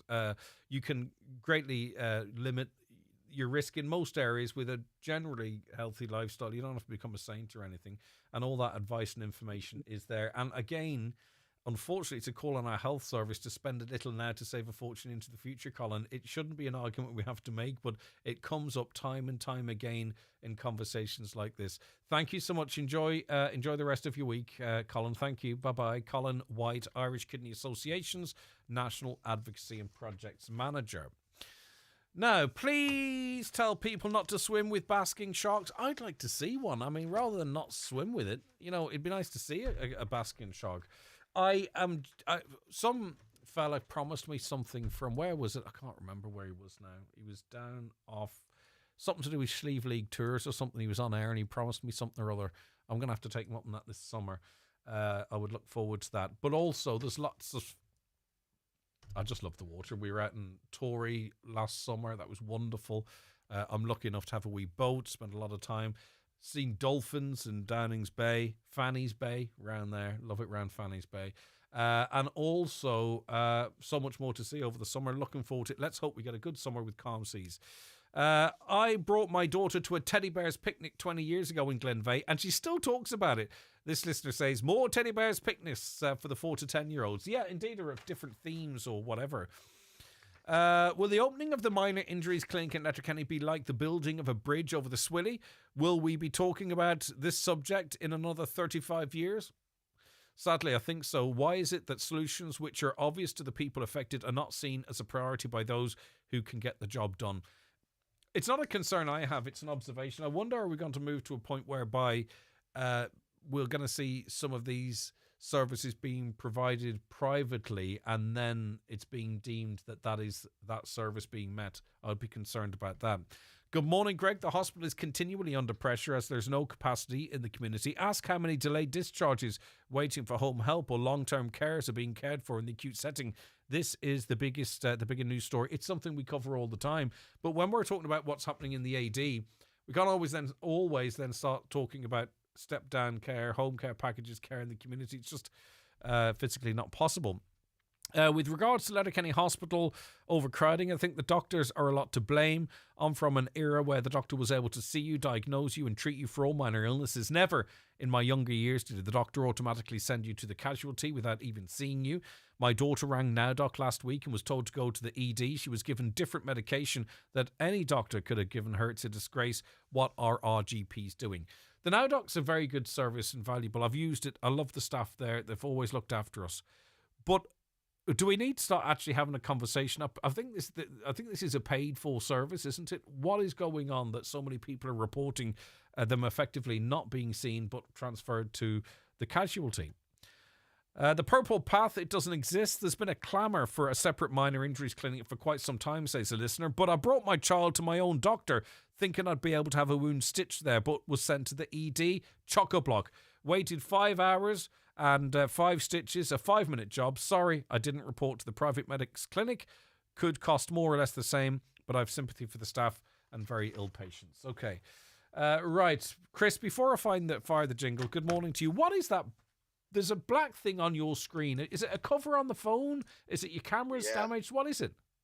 I think my camera is damaged, Greg. All right, okay. I thought it was the steering wheel because you've taken to speaking to me in the car now. So it's not the steering wheel. You need a new phone. When's your birthday? July. Right, there you go. Often our family struggle. What do we get us? Get him a new phone. All right, Chris Ashmore has business news. Business Matters on Highland Radio is brought to you by Local Enterprise Office Donegal. If you have an idea to start or grow your business within Donegal, contact the Local Enterprise Office to find out more about the supports available for businesses. See localenterprise.ie/Donegal. So how are you, Chris? Are you well? I'm very good indeed. Weather is good. We're all smiling, Greg. Caroline just shouted in my ear in a panic, "Your mic's up!" As if me and you were going to be chatting off air. And I'm like, no, I know, I'm trying to interview the man. Thanks for that, Caroline, by the way, because that would be my worst nightmare. Sorry, Chris. I was asking you, what is the crack? How are you keeping? All is good. All is good. Very good. Easter egg price hikes. I know in America, the cost of a dozen eggs, though, they've come down a little bit. $13 for 12 eggs. Of course, Easter eggs are a different product altogether. What's the story with price rises? Yeah, well, I know you have a sweet tooth, Greg. No, don't actually, but go ahead. I prefer give me cheese and crackers any day of the week, but go on. Well, what's happening is cocoa prices are soaring to new heights, and it means there's a big increase in the cost of the raw materials, and particularly for the higher end chocolate eggs that have a higher content of the cocoa beans. So if you're going to buying a fancy chocolate egg this Easter, Greg, you may have to dig a bit deeper. My let you know. Easter Sunday normally works out like I'm treated with a bit of silence, and then about maybe 11 o'clock I get, well, where's my Easter egg? And then I say, well, we don't do Easter eggs. And yes, we do. We don't. And then we all get over it by Tuesday. The thing I found with anything like Easter eggs, biscuits, chocolates, and this might prove very controversial, Chris, is the more expensive those items are, the less I like them. Do you know when you get biscuits and they cost like 15 quid for a box of biscuits? I generally don't like them. The same with chocolates.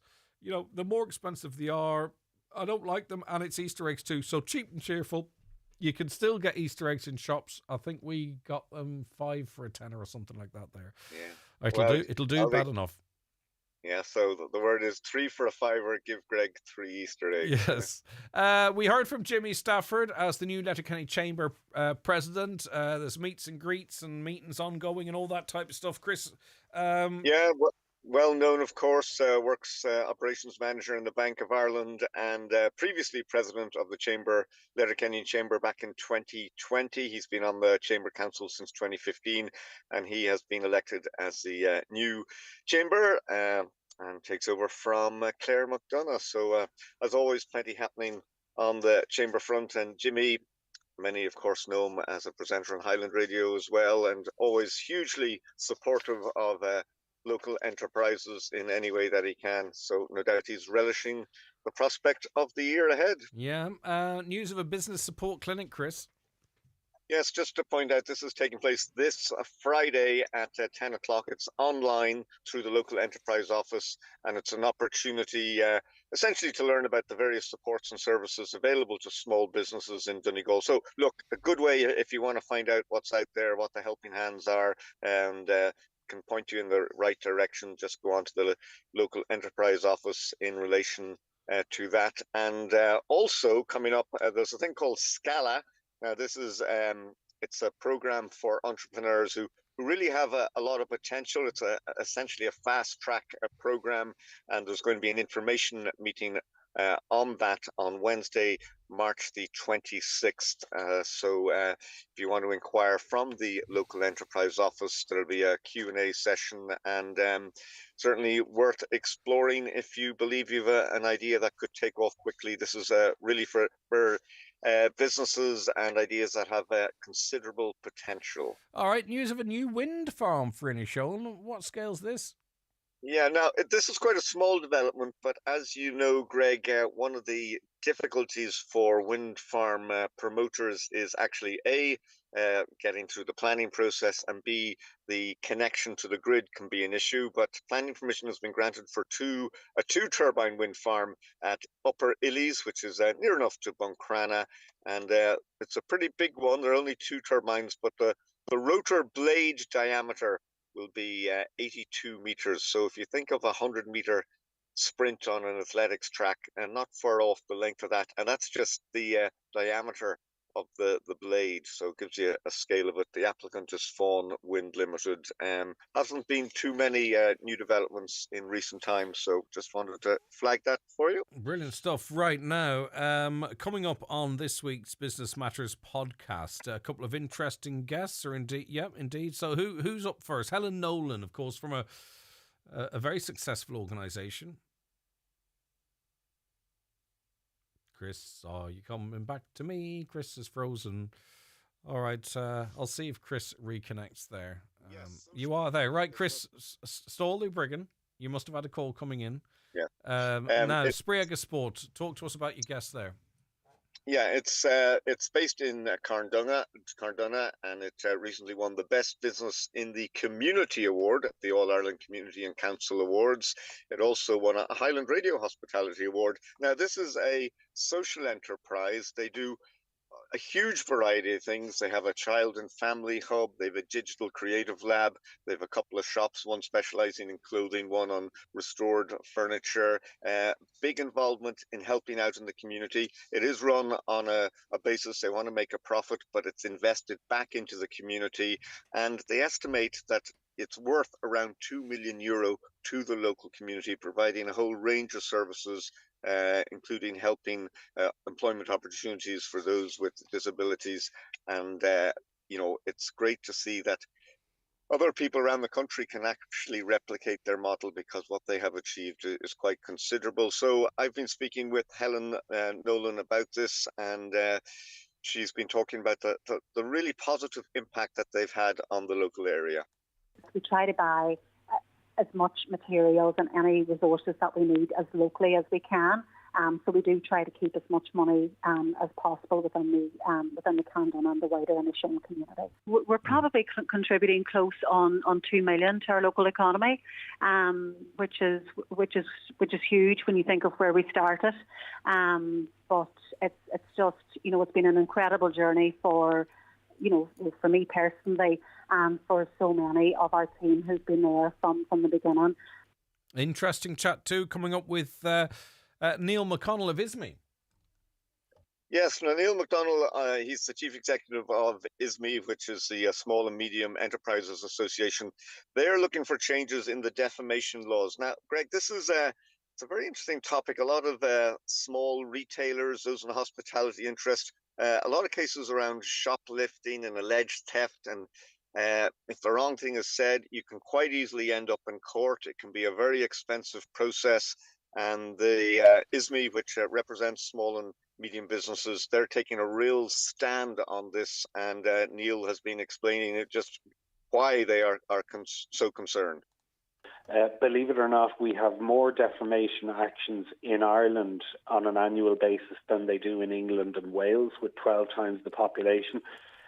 This is, in other words, this is a very popular lawsuit to bring. So if you're a small shopkeeper and you get this letter in the door, you have very few options on your side. The law, unfortunately, as it's currently structured, is absolutely on the side of the miscreant. And we think, it should be a matter of conscience and ethics for the TDs in the Dáil to ensure that this stops, because we really shouldn't be rewarding unethical and unmeritorious and frankly disgraceful lawsuits against innocent businesses and citizens. I'm not sure if this is covered by what he's talking about, but I would have not concerns, but when a business posts images of someone and sort of implies, criminal activity or impropriety from CCTV footage, even if the person is actually, ultimately found responsible, I understand why they're doing it, but I would have my concerns because they're using a public platform, a publishing platform, to imply something that's unproven. So I wouldn't be surprised if some of that is the source of some of these defamation claims that they have against them, to be honest with you. Yeah, it's an area that has, it can be quite complicated. And I suppose one of the other gripes that they have is, in a lot of cases, Greg, rather than the cases, going to court, that the settlements are made. And he's given examples of cases that, quite often a small business might make a settlement, maybe 5-7 grand, but the actual legal costs could be 3 or 4 times what the settlement is. And then they want to avoid going to court. And then there's the insurance implications. And it's a bit of a minefield. It really is. Defamation is a tough old space, especially in our work, Chris. People don't realise, and I think they get frustrated, that you just can't say anything that you want to be able to say. But unfortunately, the insurance companies very often... and I'm not talking about, I'm not privy to anything that happens here. I'm not talking about here, but the insurance companies often roll over really quite quickly and recoup the money in increased premiums and what have you.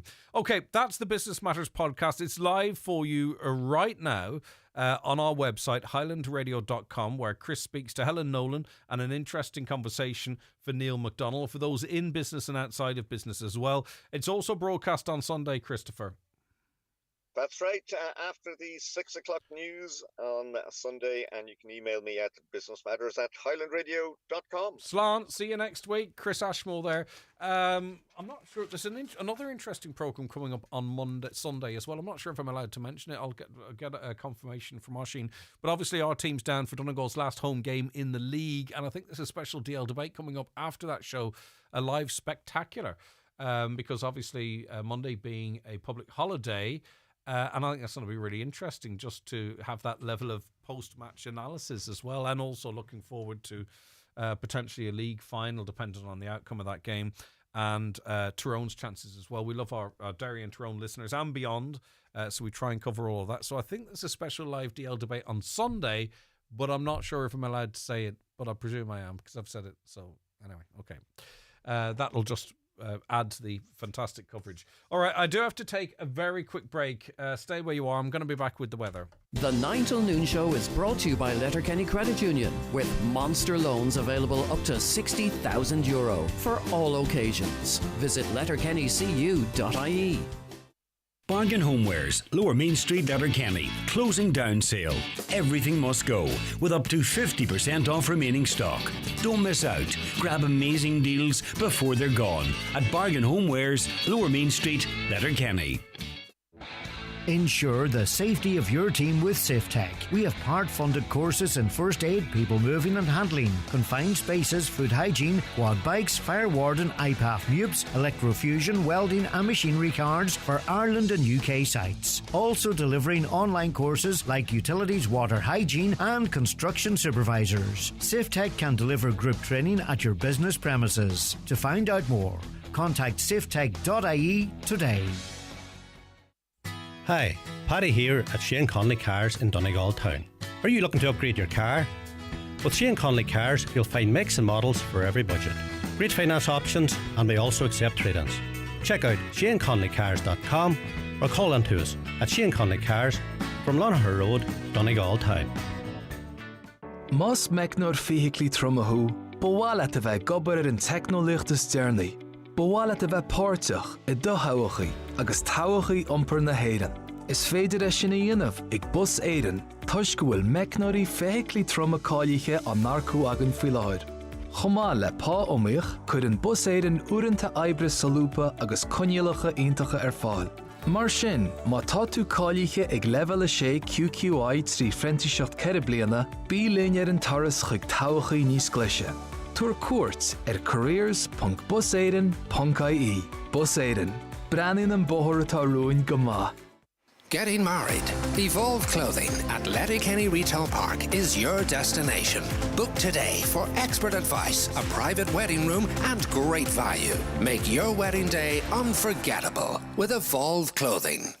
Highland Radio weather updates with McElhenney's. Discover trending new styles each week in fashion, footwear, accessories, homeware and more. Visit us to explore the latest arrivals in store or shop online at mcelhenneys.com today. Now, I was supposed to speak to Paul McLaughlin, a gardener at Ballaghdor Garden Centre, about new guidelines coming into place which could impact you as a landowner or a gardener. Unfortunately, I've ran out of time, Paul, so my apologies. I want to come to you tomorrow, so please accept my apologies in advance. The weather forecast, mainly dry with a mix of cloud and sunshine. Highest temperatures of 6 to 9 degrees in a light to moderate northerly wind, occasionally fresh. Now, we are running our big crash draw for Friday, and I'm not criticising any other organisation, but you might not realise this. Your chances of winning €50 on the lotto is, wait for this, right? 1 in 918.